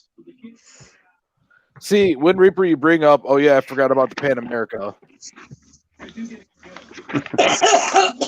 Mr. McStash picked me up. There's Harley fast, and then there's real people fast. I'm not denying that because that's a true statement. But Wind Reaper brings up the Pan America. A, will we ever see this damn bike? And two, is it going to fall short in value versus cost? So being able to actually be an adventure bike versus what looks to be an adventure bike. Yeah, if I was to buy an adventure bike, it had better be able to fucking adventure. I mean, for real, not be like a 900-pound dirt bike that's going to fall over and you got to recruit like 10 natives to help you pick the motherfucker up. You know, I think Harley's going to knock it out of the park. Insider trading. What do you know that we don't? Right? So just the prototype that they had at IMS that we were able to actually see, couldn't touch it, but we could see it. And some of the inferences that were being made by the PR folks. It's one of those things that you move. I think they brought in the right people to help them build this bike. And I think people could have all these concerns because it's new to them. You know, everyone forgets about the Buell Ulysses or however you fucking say it. But that was an ADV bike. Harley has experience with them. And I just think they're going to do well with it. Now, is it going to suit everyone's needs? Of course not. There's going to be people who are going to naysay just because it has the bar and shield on there. And that's just the stigma Harley's going to deal with. But from the bike perspective, I think they're going to do it right. See, my biggest question is, realistically, could you ride 2-up on that bike?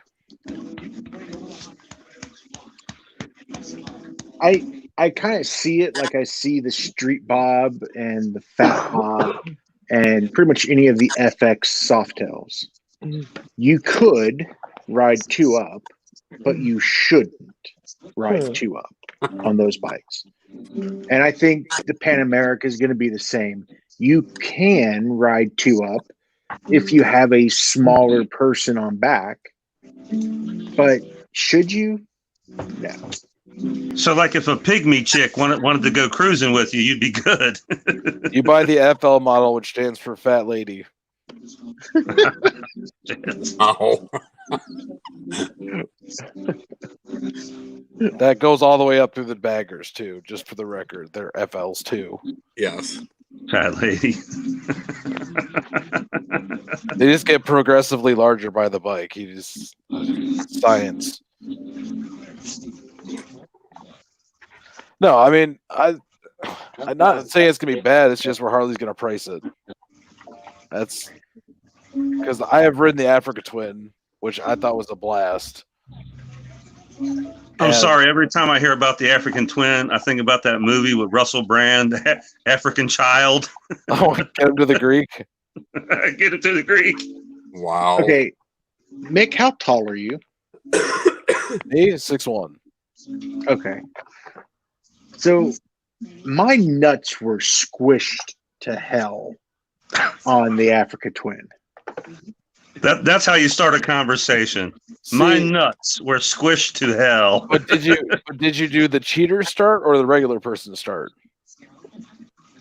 No. So I sat on the bike. That was it.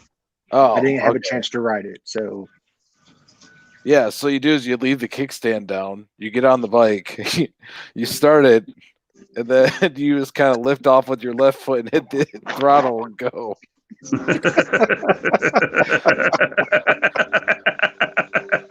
And you don't worry about if that kickstand will hold up in the time you're accelerating. oh man. What do you do when you stop? You don't. You just throw that kickstand down and pray. You teach balance about for a couple seconds. You fall over. You teach it about communism, and it just keeps going.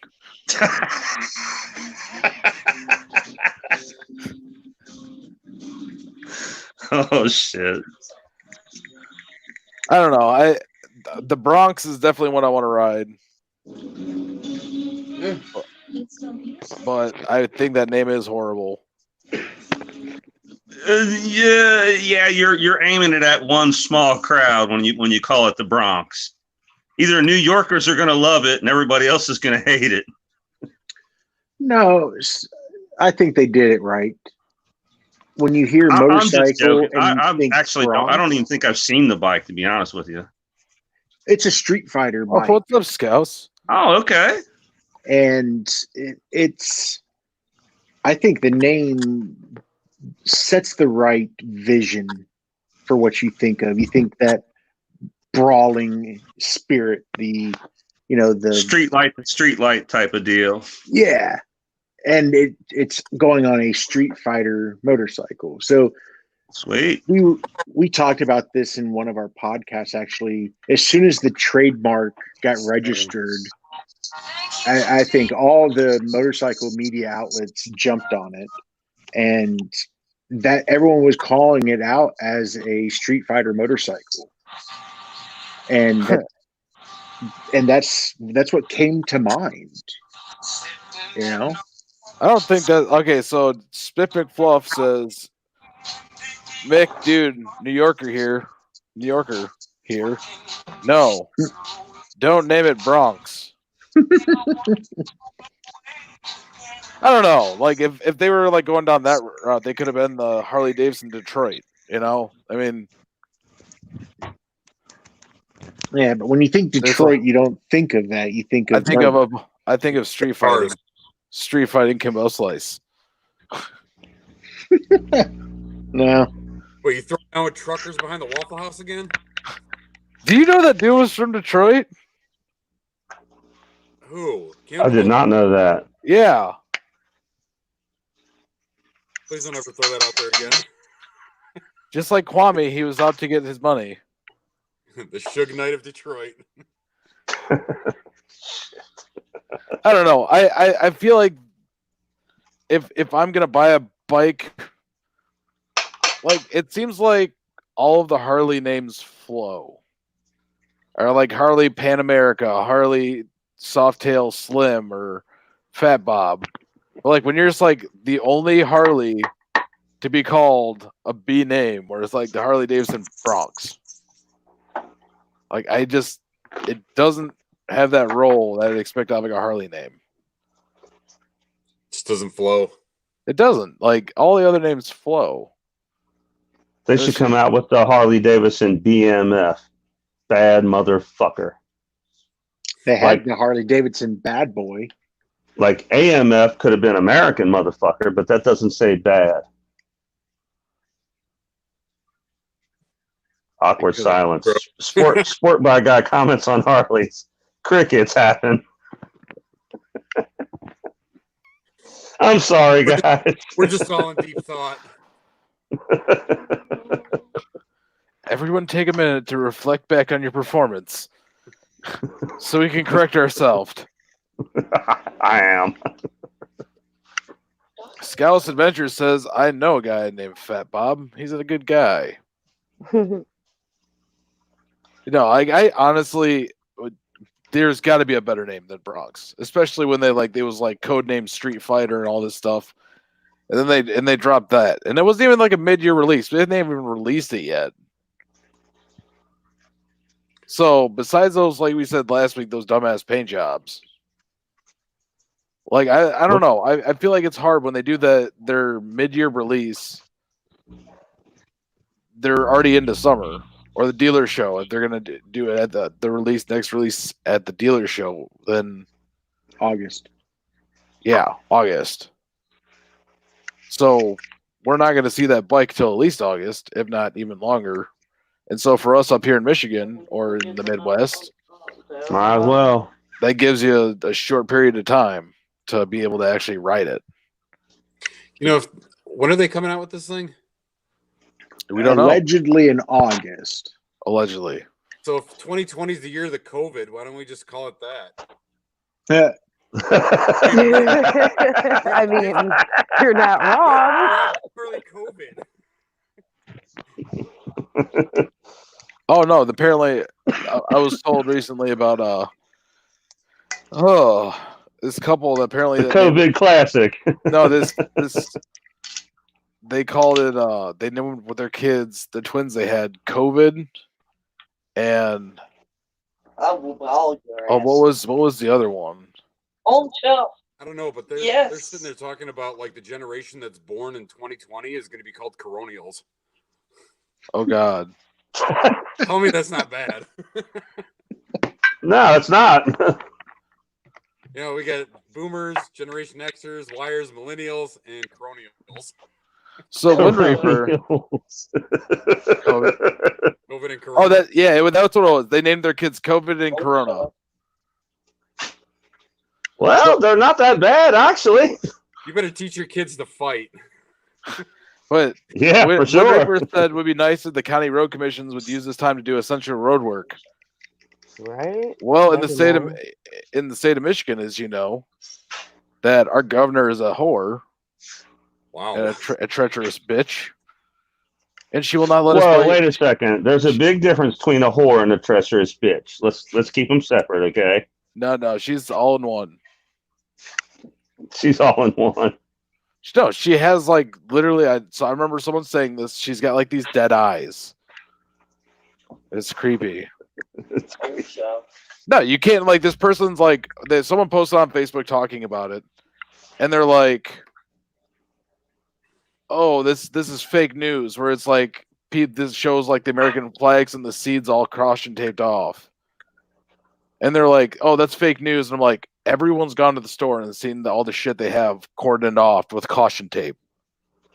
I haven't, but I believe it. It's stupid. Yankee Texan also says, "I'm a whore." Well, good for Right the you. fuck on. Good for you. Everybody's got to shine at something.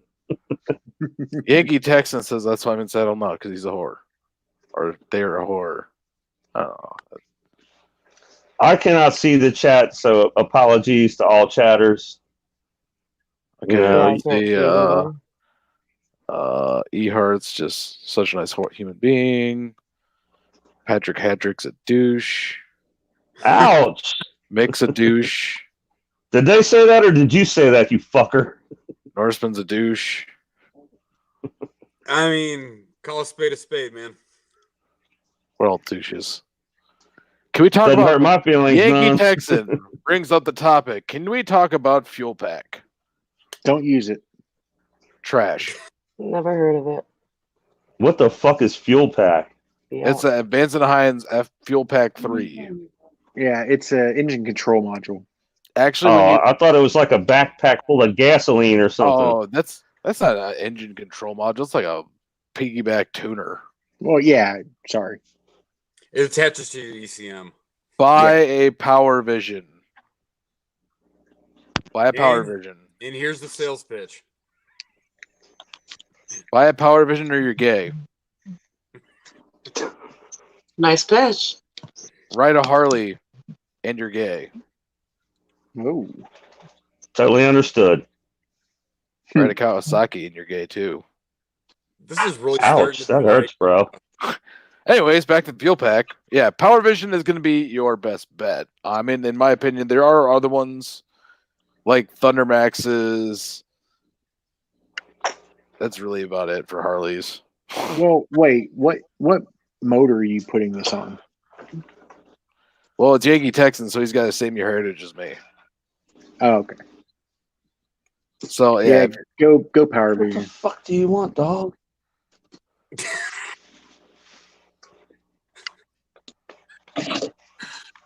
all right. My channel now belongs to Patrick Hedrick's dog. I mean, all the stress is gone. Go edit. What? He's Get that dog a headset. he's an attention whore.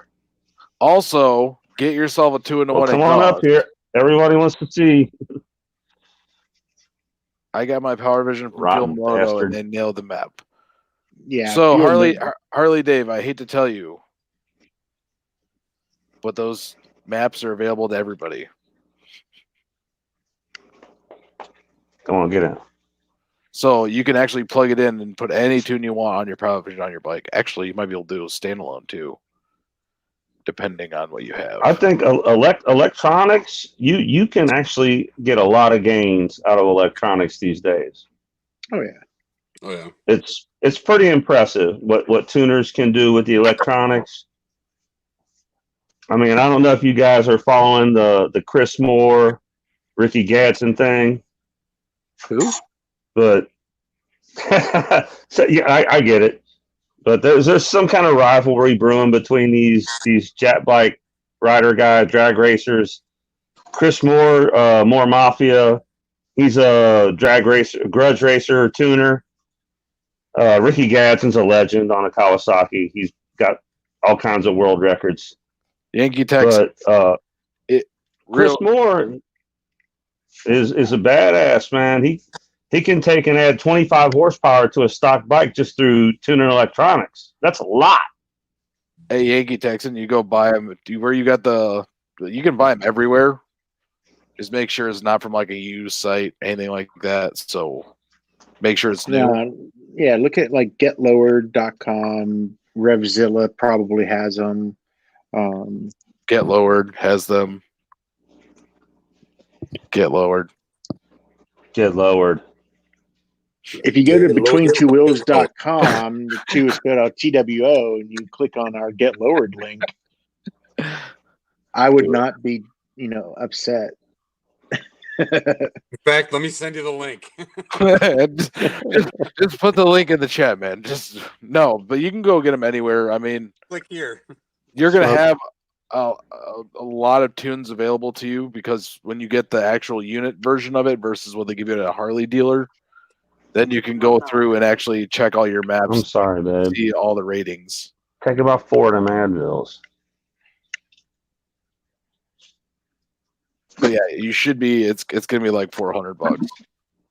I think I found like $399, maybe $350, or yeah, $399 or $350.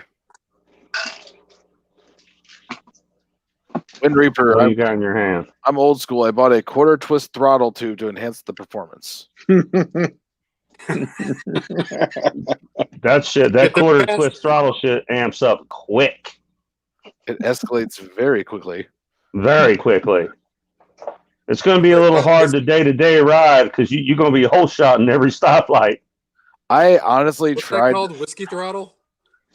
I honestly did try to find a kit for my bike to be able to do that, just because I wanted to. Why? Aren't you throttled by wire? Fun. Yeah. So do it in your tuner. It's way more fun to. It's more labor intensive and fun to be able to put something on there that's just stupid like that versus going in and having to mess with the computer. Because when I get in my tune, like I can't. It's like this, all right? It's like when you go to the Harley store, the Northman goes to the Harley store. He can't leave without Give it a minute to kick in. Spending $100, right? Something like that.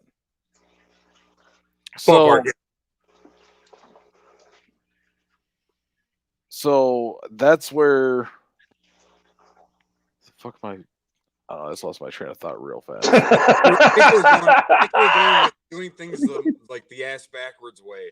If you're flying by wire, your best bet would be. But no, you want the mechanical aspect of it.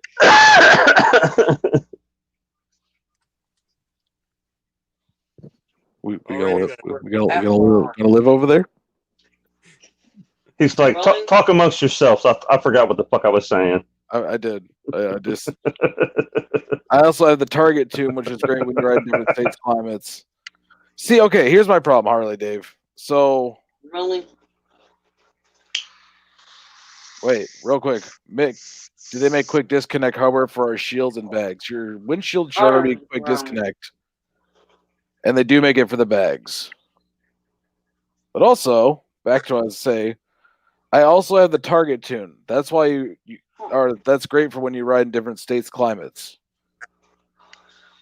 The price of the DynoJet Power Vision is $4,400. Your Target tune, I think that kit is like $600. If I remember correctly, it's like $600 for the wideband. Did you say that first one was $4,400? No, $400. Oh my god! I was gonna say, so god damn, $4,000. Power version's gonna be like $400 or $500, and then you've got the Target tune, which is an extra like $500-$600. You're at $1,000. At that point, you might as well just bought a Thunder Max ECM. So all that shit is basically what a Power Commander is on a sport bike, right? I mean, oh fuck! I forgot who I was talking to. if you want to, if you want to compare, yeah, it's similar. Well, it's just more tunable than the PC5s. So it's all electronic, just electronics, right? It's all DynoJet. Because I think DynoJet makes a Power Commander too. Probably. That sounds right. Yeah. So they make it's the same thing, just different aspects and different. It's different price points. Yeah, it's options and price points. That's all it is. Like if anything on my bike has a sensor, I can look at it on my Power Vision. Like I can display any sensor I want to see on there. Which is cool because then you can look at oil temps and stuff like that and actually have a little gauge. But so the big thing I understand about the Target tune is not necessarily like climates and stuff. It's more around altitude. That's the same thing I was just thinking. Yep. And And really, you can running a auto tune on it, you get the same effect, which the fuel pack can do. And if you switch and you upgrade to a wideband for the fuel pack, you should be fine. And it's a cheaper option. But also, it is operate off your phone. That's okay. So, like, my one downside I have to the FP3s is they have a problem with saving data because it's communicating with the phone. So, like, if you turn the bike off and turn it back on, it may not have saved the tune or flashed that temporary tune in there. Oh wow! And You two, basically have to reflash every time you start the damn thing. it's not so much that, it's the fact that when you're trying to build a tune, when you have your initial tune and you're starting to take that base map and build it, is all that time it takes to, with those ones, it changes from like red, yellow, green. Give it for a the, minute. for the boxes, but it's also on your phone. Whereas like the Power Vision itself actually has the boxes, but it's got little numbers in there, so you can see where you need to hold the throttle to get a complete tune on the bike. Right. But again, we're talking about different things, right? Different price point, different product types. Actually, not too far off though. What's a Power Commander running these days? Like a Power Vision versus No, FP3, or I'm The Fuel guessing. Pack 3. The Fuel Pack 3. I'm sorry. I'm guessing in the $300 range. for FP3s, they're like No. they're like they're $400, $399, Okay. All right. and the Maybe Power not then. Yeah, the Power Vision's actually about the same. But Yeah. but like, I don't know. I don't like the idea because like when I was tuning my bike or I tuned my bike, the data is constantly saving on the Power Vision. So if I turn my bike off but I turn it back on, it's already got that data still there pulled up and using it. That's how it should be. I think it. Yeah, I don't see why when you turn your shit off, it should have to reprogram every time. I mean, like that's what I like. I have a screen that pops up, shows me what I need to show, and fortunately, it's not on my motorcycle right now, which I will not have for the next 2 weeks. Hey, I watched this video earlier. This dude is riding down the street with his phone on a phone mount, and these two thieving bastards ride past him on their bikes, and the passenger jacks his phone right off his fucking handlebars, and they speed the fuck off. I was fucking floored at just how brazen these thieving motherfuckers are. I couldn't believe it. I was shocked. I mean, it was kind of funny, but not funny. Like, unbelievable. I mean, it is kind of comical. I'm not gonna lie. Yeah, it is that somebody would be so fucking brazen to drive past you and just jerk your phone right off the phone mount and speed the fuck away. I know one thing. I damn sure would not have let them pricks get the fuck away. I'd have crashed us both just catching them fuckers. I'm not gonna lie. On my current motorcycle, I probably would not have caught him. I would. I'd I'd sent the have caught them bastards, and I'd have crashed us both just to have a fucking whack at them. So Harley-Davidson says, I tried the FP3, and after many calls to Vance and Hines and custom maps, they couldn't get the cam dialed in, and the motor felt like it was missing out. That's where auto tuning comes into very key points, because if you're at a place where they can't dial it in, or like using a company that can't dial it in, there's only so many combinations for Harleys. And right. He said he's riding a Road King, so you're kind of robbing yourself of power if you got a 475 cam and you're still using a FP3, because they just don't operate. One's a piggyback system, one actually flashes your computer. I think a lot of just, people have basic bikes and they've got away from basic tuning. Yeah. So I looked it up. The Power Vision PV2 for the Milwaukee 8 with the Target Tune kit is $798. So $800 Okay. at Fuel Moto. Wow. So that includes your wideband O2 sensors and their special tune that's Hey, get being some rest. pre-programmed in. But is it worth it? I think Here's the thing: if you don't, if it's one of those things where you care about power certain times, but then you also like to go touring, you can switch out the maps on the fly.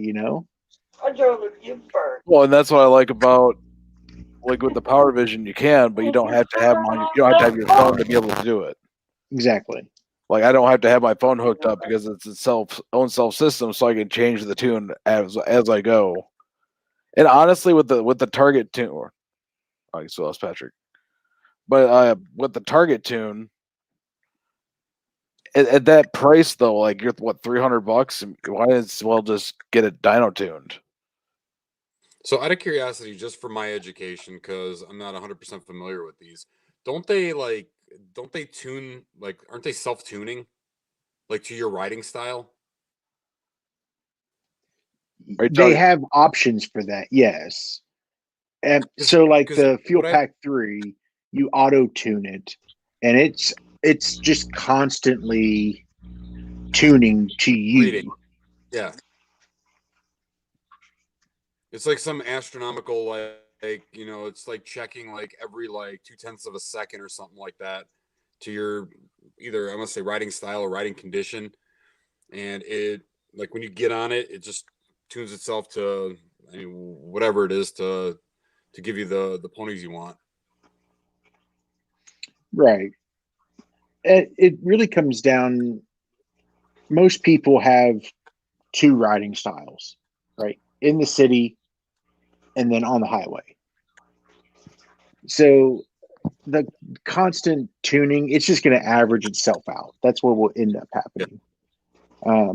But if you are someone who tours and you're riding, anywhere in this, on near the coast, you're hitting mountains, the elevation change is going to screw with your shit every time. So having something in an auto tune process, you don't have to worry about that, and that's where it really comes in handy.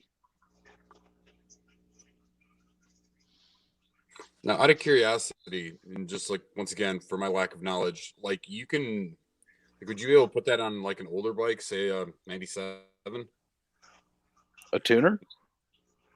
Yeah, because it's like, well, here's the thing, because like I would have to have obviously provisions for an O2 reader, right?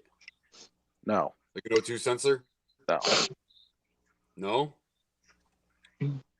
See, back in 90, now when you say 97, you're in my range because that's how old my bike is.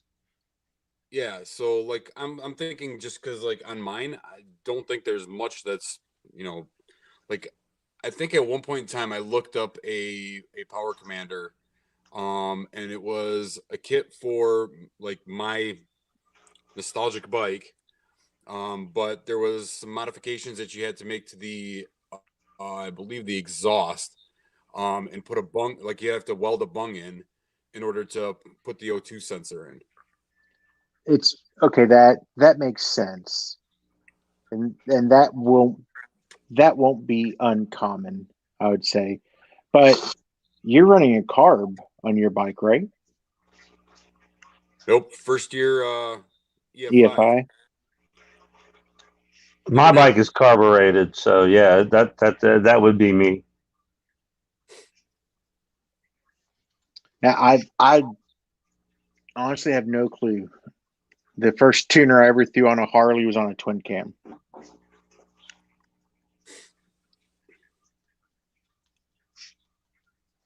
No, I had I think at some point I just want to get away from the M&M system because it's not very reliable and you can't find replacement parts for it.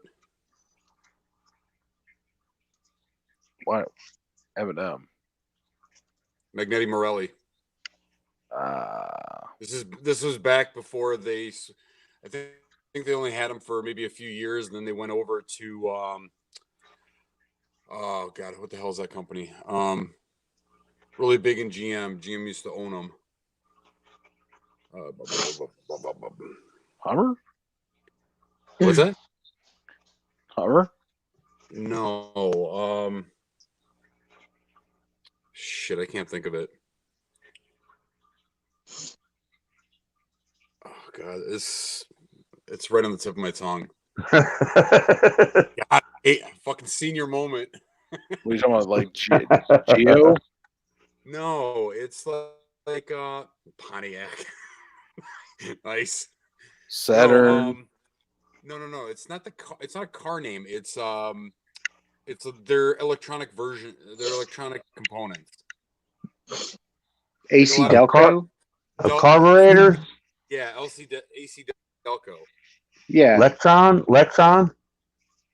AC No, Delco. AC Delco was the fuel injection system. Geo. Yeah. No, but the Delco system they went to was a lot more reliable. The M&M was just not there.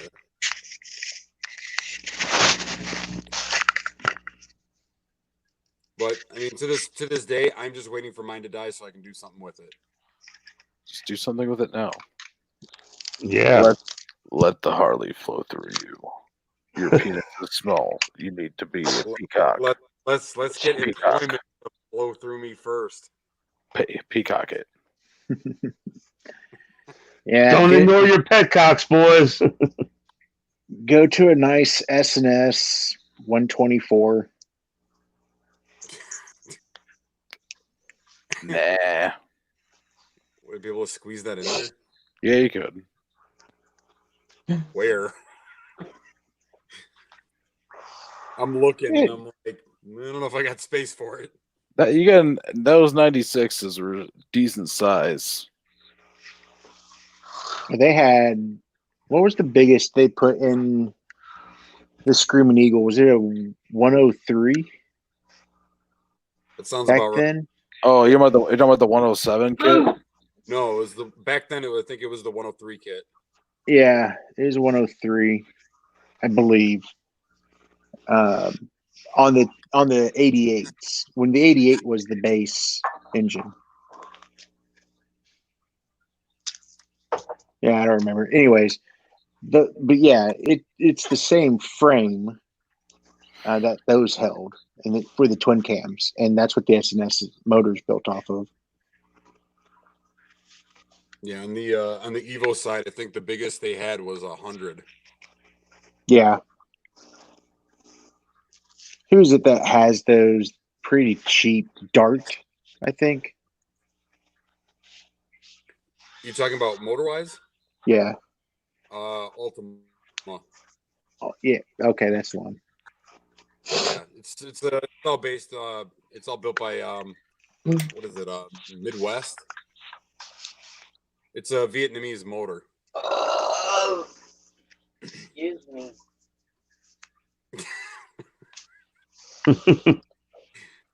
Deal! Sorry, dude.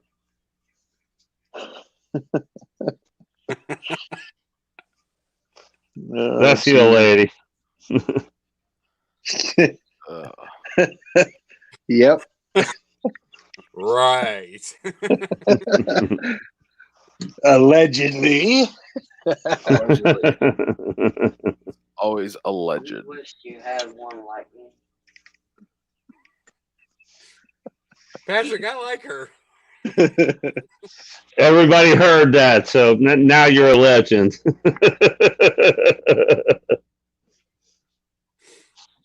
She's a dog, man. She's a good ass woman. and cooks like a motherfucker. I ain't accidentally fat. All right, barbecue over at Patrick's. Hey, that's for sure. Anybody comes to my house, I'll feed you like a king, bro. Because we barbecue like a motherfucker over here. Okay, so Well, they start what's your closing meat of grocery choice? stores, I'm on my way. I also have what is your meat of choice? That's a good question. Patrick, what's your meat of choice for barbecue? Oh, wow. That's tough. If it ain't rack of ribs, you're psychotic. It generally is rack of ribs. I'm not gonna lie. It generally is. We make ribs that are. Okay, what kind of ribs? Hey, come on, man. I'm not the cook. I'm just the one surveying. Relaying the message here. We do, man. We do everything on the grill. We do burgers. We do sausages. We do pizzas on the grill that are slamming. Racks of ribs that are incredible. Anything you could think of. I'm like, anything you could think of. Yeah, we'll grill that shit. Smoke the fuck out of it. Yeah. nice juicy cat. My grandson would say pizza. Yeah, we grilled some pizzas today that were, wow, incredible. Way better than you can get from Domino's or any of them other damn pizza places. When you make them, never been to Cottage Inn. I obviously don't give a fuck about them. Our pizzas are better. I'm telling you, fresh grilled pizzas. I can get pizza and go ride go-karts. Okay, you cannot ride a go-kart at my house. How about if I let you take my Dodge Ram and do donuts in the parking lot and then have some pizza? Would that be better? Can I eat pizza while doing donuts in the parking lot with the Dodge Ram? Yes, you can. Okay, cool. I'd like to eat donuts. And then we'll have a bonfire. Literal. Where we burn the Dodge. No, we'll not be burning my truck. We'll burn your Harley after you do donuts in my Dodge and eat my pizza. I have insurance. Awesome. It's a date. You just gotta wait for him to get it back from the bike shop. Right. You do not have a Harley yet. The 131 is a monstrosity. Chili on the fire. Yeah. I mean, But yeah, man, we grill the fuck out of some shit here, bro. I tell people all the time. Anybody that knows me could stop by. We could feed 10 fucking people on the shit we make here. We always make way more than we can eat. Yes, you can get a 131 in your Softail now. It does have to be Awesome. It has to be a 114 though, because it's got the right stroke to it. It's got to have the big stroke. Are we talking just straight like factory? Yeah, someone brought up Donna brought up the 131, and when Reaper said, "I don't think that's motor is ready for the Softails yet," and you can get it in the Softails because I believe I'd figure out how to get a 147 TPI in there. I believe Blackhead was talking about possibly getting a 131 put on his bike. That's a lot. He's got actually a pretty badass lowrider S though. But that's also a debate I have in my heart. The lowrider S or the Dyna lowrider S. Which one is better? What is yours, Mick? Mine is a Sportster. 883, of course. 1200. It's a Don't lie. It's an 883. It's a 1248. It's got small balls. So, according to Harley's website, the 131 is only available on touring bikes. Which the Heritage is. Well, low end of not it. according to the fitment on the engine itself. The clerical error. I think you can get the jug kit for it. Here, check this out. Is that the drop-in motor? I will be right back, y'all. My dog is hounding me at the door, so it's either piss in the floor or take his ass out. So I'll be right back. See, Come on, motherfucker. I have not heard anyone really call it that. Like, it was always the Dyna Lowrider S, and now it's just called the Lowrider S. But I don't think I've actually heard anyone call it the Softail Lowrider S yet. Can you see my screen now? Whoa, there it is. Jesus. Oh. So if you Perfect. Look at that. 114, 117 to 131. That just looks like a lot of work. So Heritage is not on here because it's still a soft tail. Let's look at the 2020. Still not a Heritage. I don't know, man. They told Blockhead they could do it. He could do it in the Dyno. Or his lowrider, not Dyna, his Softail Lowrider S. That's what got me intrigued when they told him they could do that. Come on. Wait, how the hell did you scream? Science. Whoa.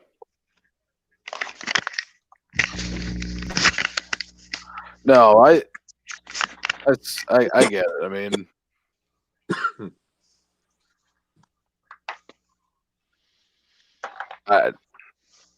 that's a tough one. Where you go SNS 128 or do you go Harley 131?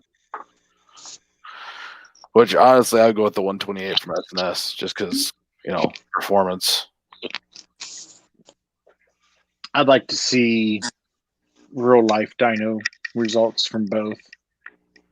A true side by side.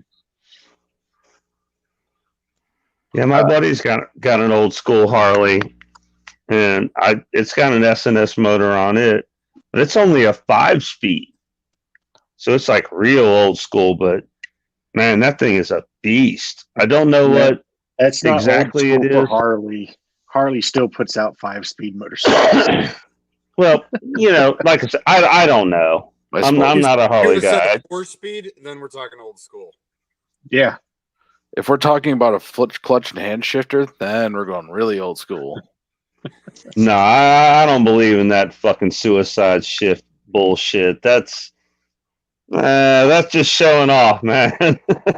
So I used to be really big into slow racing, and I got the biggest ass whooping of my life by a guy with a suicide shifter. He foot clutched me to death. If that's what you're really used to, if that's what you're accustomed to, you're going to be a dog at it. That's anything. Yeah. But some guys he's probably been doing that since birth. Yeah, I mean his beard was older than I was. Of course. When you see one of them cats that have been doing nothing but that their whole life, they're going to be a dog at it. Yeah, yeah. And look, he was an old school biker too. He was patched up, everything. So, but still, when you're 23 years old, 24 years old, and you own the world, and you get your ass handed to you by some 65-year-old man who looks like he just came out of Auschwitz or something. Surprise, motherfucker. You got that way for a reason, right? That's right. That's exactly right. Hey, youth versus experience. That's a toss-up. Yeah. I'm going to tell you this. I love this comment. Put a suicide shifter on a sport bike. Have hydraulic clutch on the other side. Challenge accepted. Well, these days, the suicide clutch on a sport bike is a push button. You know, you just hold that bitch wide open, and when you hit red line, you bump that switch. It's suicide because that motherfucker is wide open. That's because you're straddling a missile. Exactly. You don't steer them, you aim them. You know what? I'm waiting for it to happen, and I hope it does soon. An EV Can-Am Spider. That's definitely something you see in a commercial with old people wearing like the nice little helmets. I would ride the hell out of that. I'm not gonna lie, that actually would be a lot of fun. I don't know. It already is a lot like a car to me. What's like those slingshots? Okay, no, that's a slingshot's definitely not a motorcycle by any means. No, that's a 3-wheel car. It's registered as a motorcycle. That's not even right, though. It's not. It literally looks like a sport bike. Just literally. It has a steering wheel.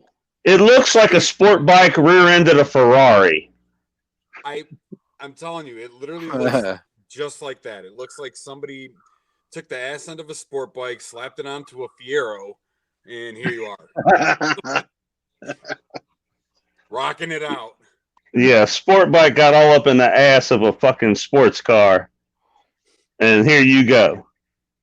There's a bunch of them in my neighborhood, which it's really weird because I live kind of off the beaten path. But I am always constantly shocked.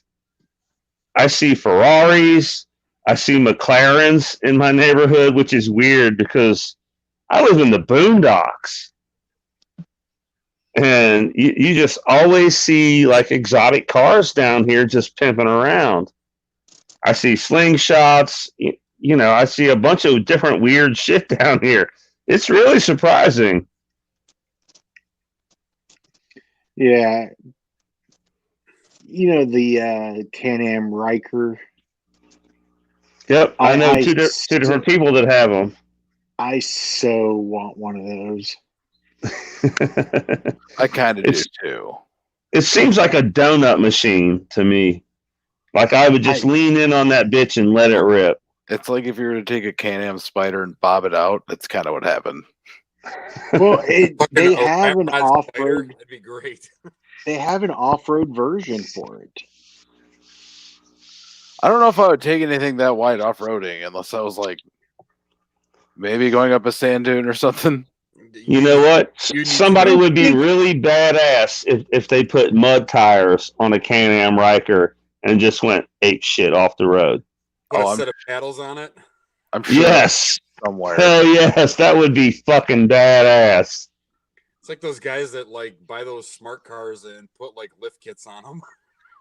Have any of you guys watched like dirt drags where these guys get these top fuel bikes with these big paddle tires on back of them? Oh yeah, that's the same dudes that have top fuel lawnmowers.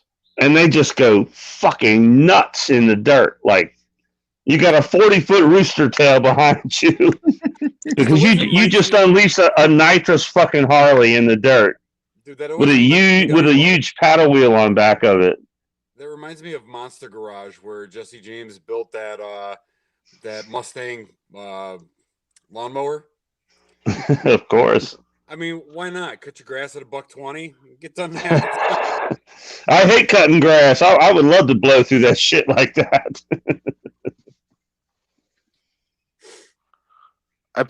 So literally it was like, hey, Jiggy, and the thing, it's like YouTube rejected your comment. This usually means they think it's spam. Try changing it a bit. What does that even mean? Well, hello, Jiggy. You gonna reject that one, dicks? Wow, come view censorship. Yeah, when I was a kid, We had a really steep backyard, and every time it rained, the water would just like pour into the back of the house. So my stepdad's idea was to cut a groove across the backyard to derail the rain, and we would have to get out there and like scrape that shit, by hand. And he told me to do it, and when everybody was gone, I just took my dirt bike and I put it in the groove, and I just held that bitch wide open all the way up through there, and just dug a perfect groove up through the backyard. And I never told anybody I didn't do it by hand. And it worked like a charm.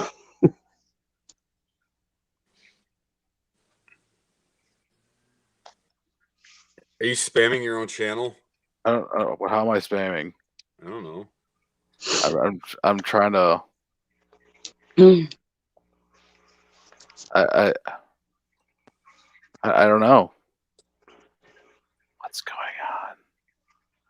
Awkward. Cocaine. Anyways, All right, next topic. I don't know. YouTube seems to think so. Oh, that's what it is. They think I'm spamming my own YouTube channel. Fucking idiots. Easy Rider pullers. Now, those look like a blast. Easy Riders are interesting places. Very, very interesting. Has anybody ever been? Yeah. Yeah, I'm Fowlerville. Yeah, I saw some.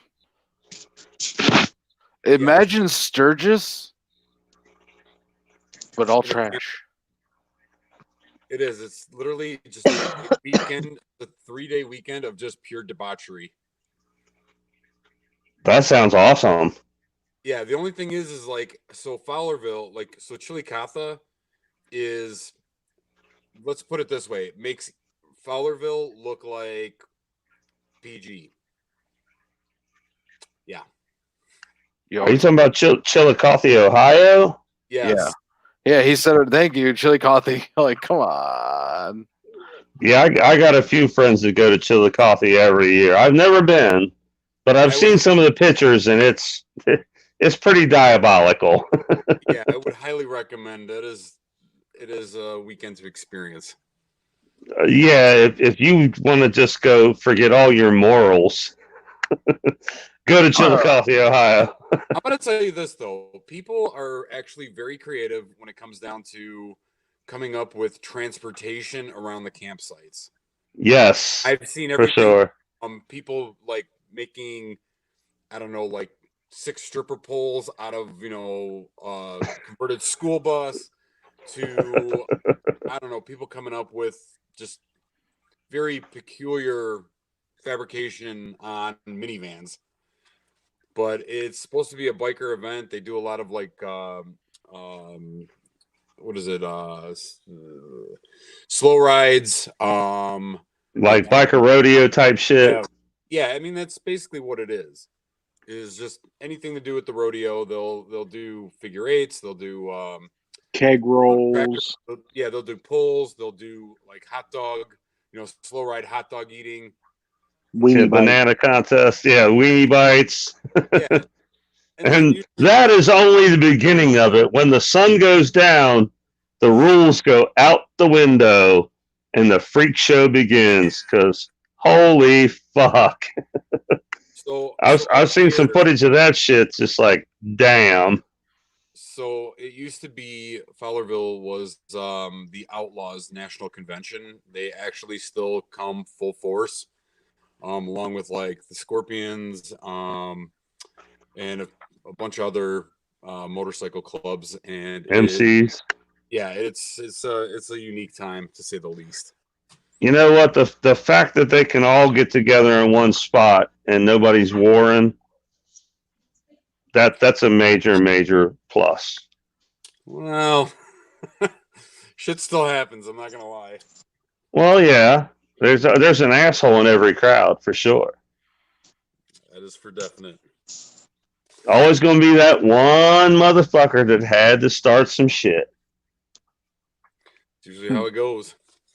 Yep, Mick, and then everybody else is obligated to follow.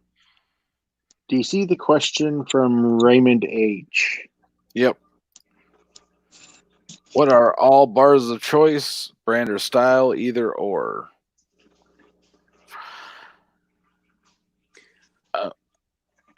I like dives. What brand of dive? Straight, non-binary.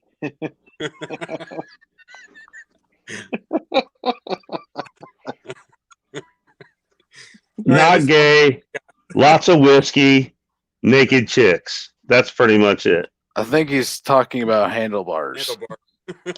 Oh, I thought he meant bars like bars. Sure. I like apes. I like drag bars. If I was going to ride a Harley, I want drag bars on that bitch. That's how I roll. I like T-bars.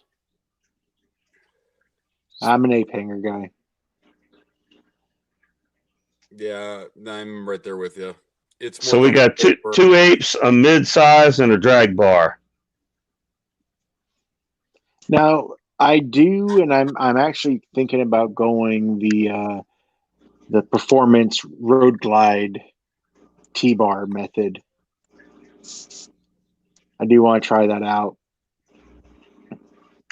T-bars are super comfortable to me. I don't know why. Ape's just not really my style, and I don't know. Apes are just, and correct me if I'm wrong, but like for my height, I'm 6'6". I got long arms. It is a lot more comfortable for me to be on apes than any buckhorn or T-bar. yeah, but what about little people we see going like this down the road? Or even the one guy we saw with his hands up here. Oh, wow. I'm going to tell you this. You just don't want to ride behind him. No, I do want to ride behind him because he's going to crash that shit at some point. Yeah, but the smell is not it's a little different. I've seen that one guy has like crazy giant pipes on his bike and like way stupid ape hangers, and man, he beats the fuck out of that bike. He rides like a maniac. Yeah, but here's the thing. You get people that take things to extremes, okay? And, you know... Of course. Yeah, of course. Johnny, correct me if I'm wrong, but, like, when people hear, like, you have, like, what, 18-inch apes? Yeah. All right. When people hear 18-inch apes, they automatically assume that your hands are over your head. And they're not. Yes. Yeah, well, somebody your height, they're not. No, but that's what I'm saying is that we're talking particular choices, right? You know, my 16-inch apes are just below my shoulders. You know, and oh wow, I should have gone with an 18 because then that would bring them up just a little bit more, and they're perfectly comfortable for me.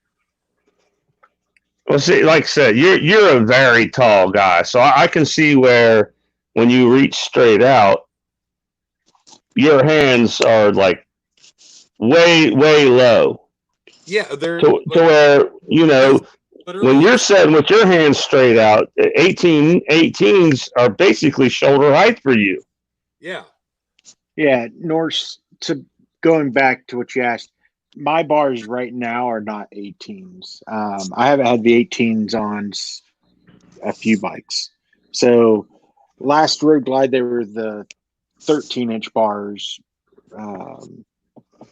I forget who made them. And then on this one, I still have the stock bars. I think they're 14-inch apes, or maybe 13, but I think 14, somewhere around there.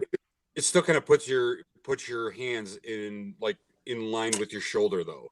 So correct. Based on the history of the bike that you have, you still like that shoulder height, whether it be 18 inches or 13 inches. It's exactly.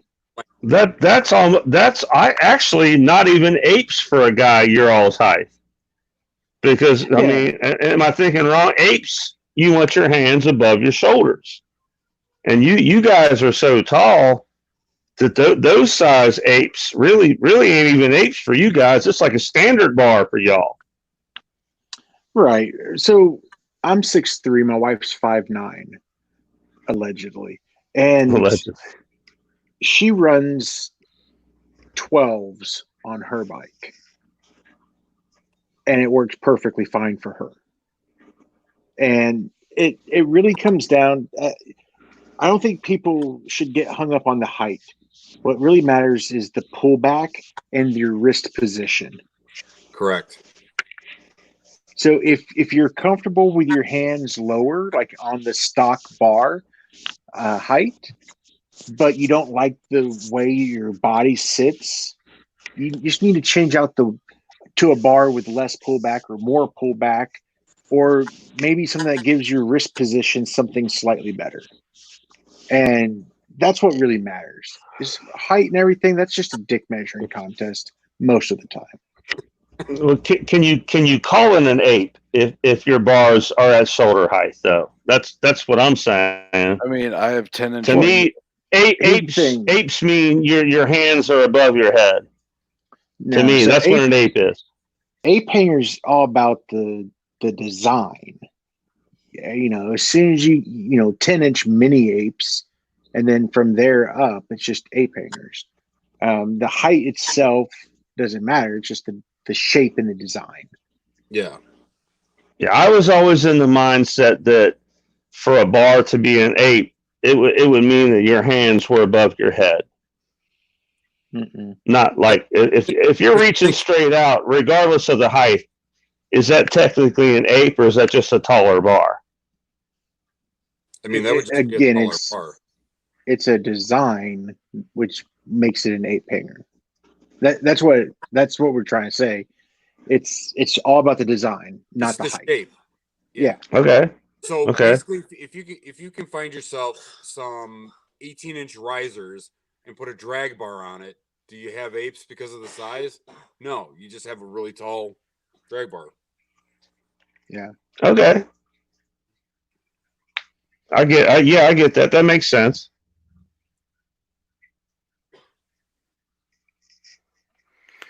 All right, so there we are. Yeah. All right. Well, I realized we've been going for 2 hours and 42 minutes. And I think I'm going to cut it off there for everyone. I appreciate everyone that showed up to the live stream. We'll be back at it again next week. Much love, chatters. Everybody in the chat. I'm sorry I don't reply. If you send anything to me, I can't see the chat. So can't multitask. If I didn't reply, that's why. But I'm usually in the chat. That's why I wanted to throw that in there. And as always, I hope you have a great day, evening, night, morning, afternoon tea, brunch, lunch, nightcap, midnight snack, crumpet, McGriddle, bacon sandwich.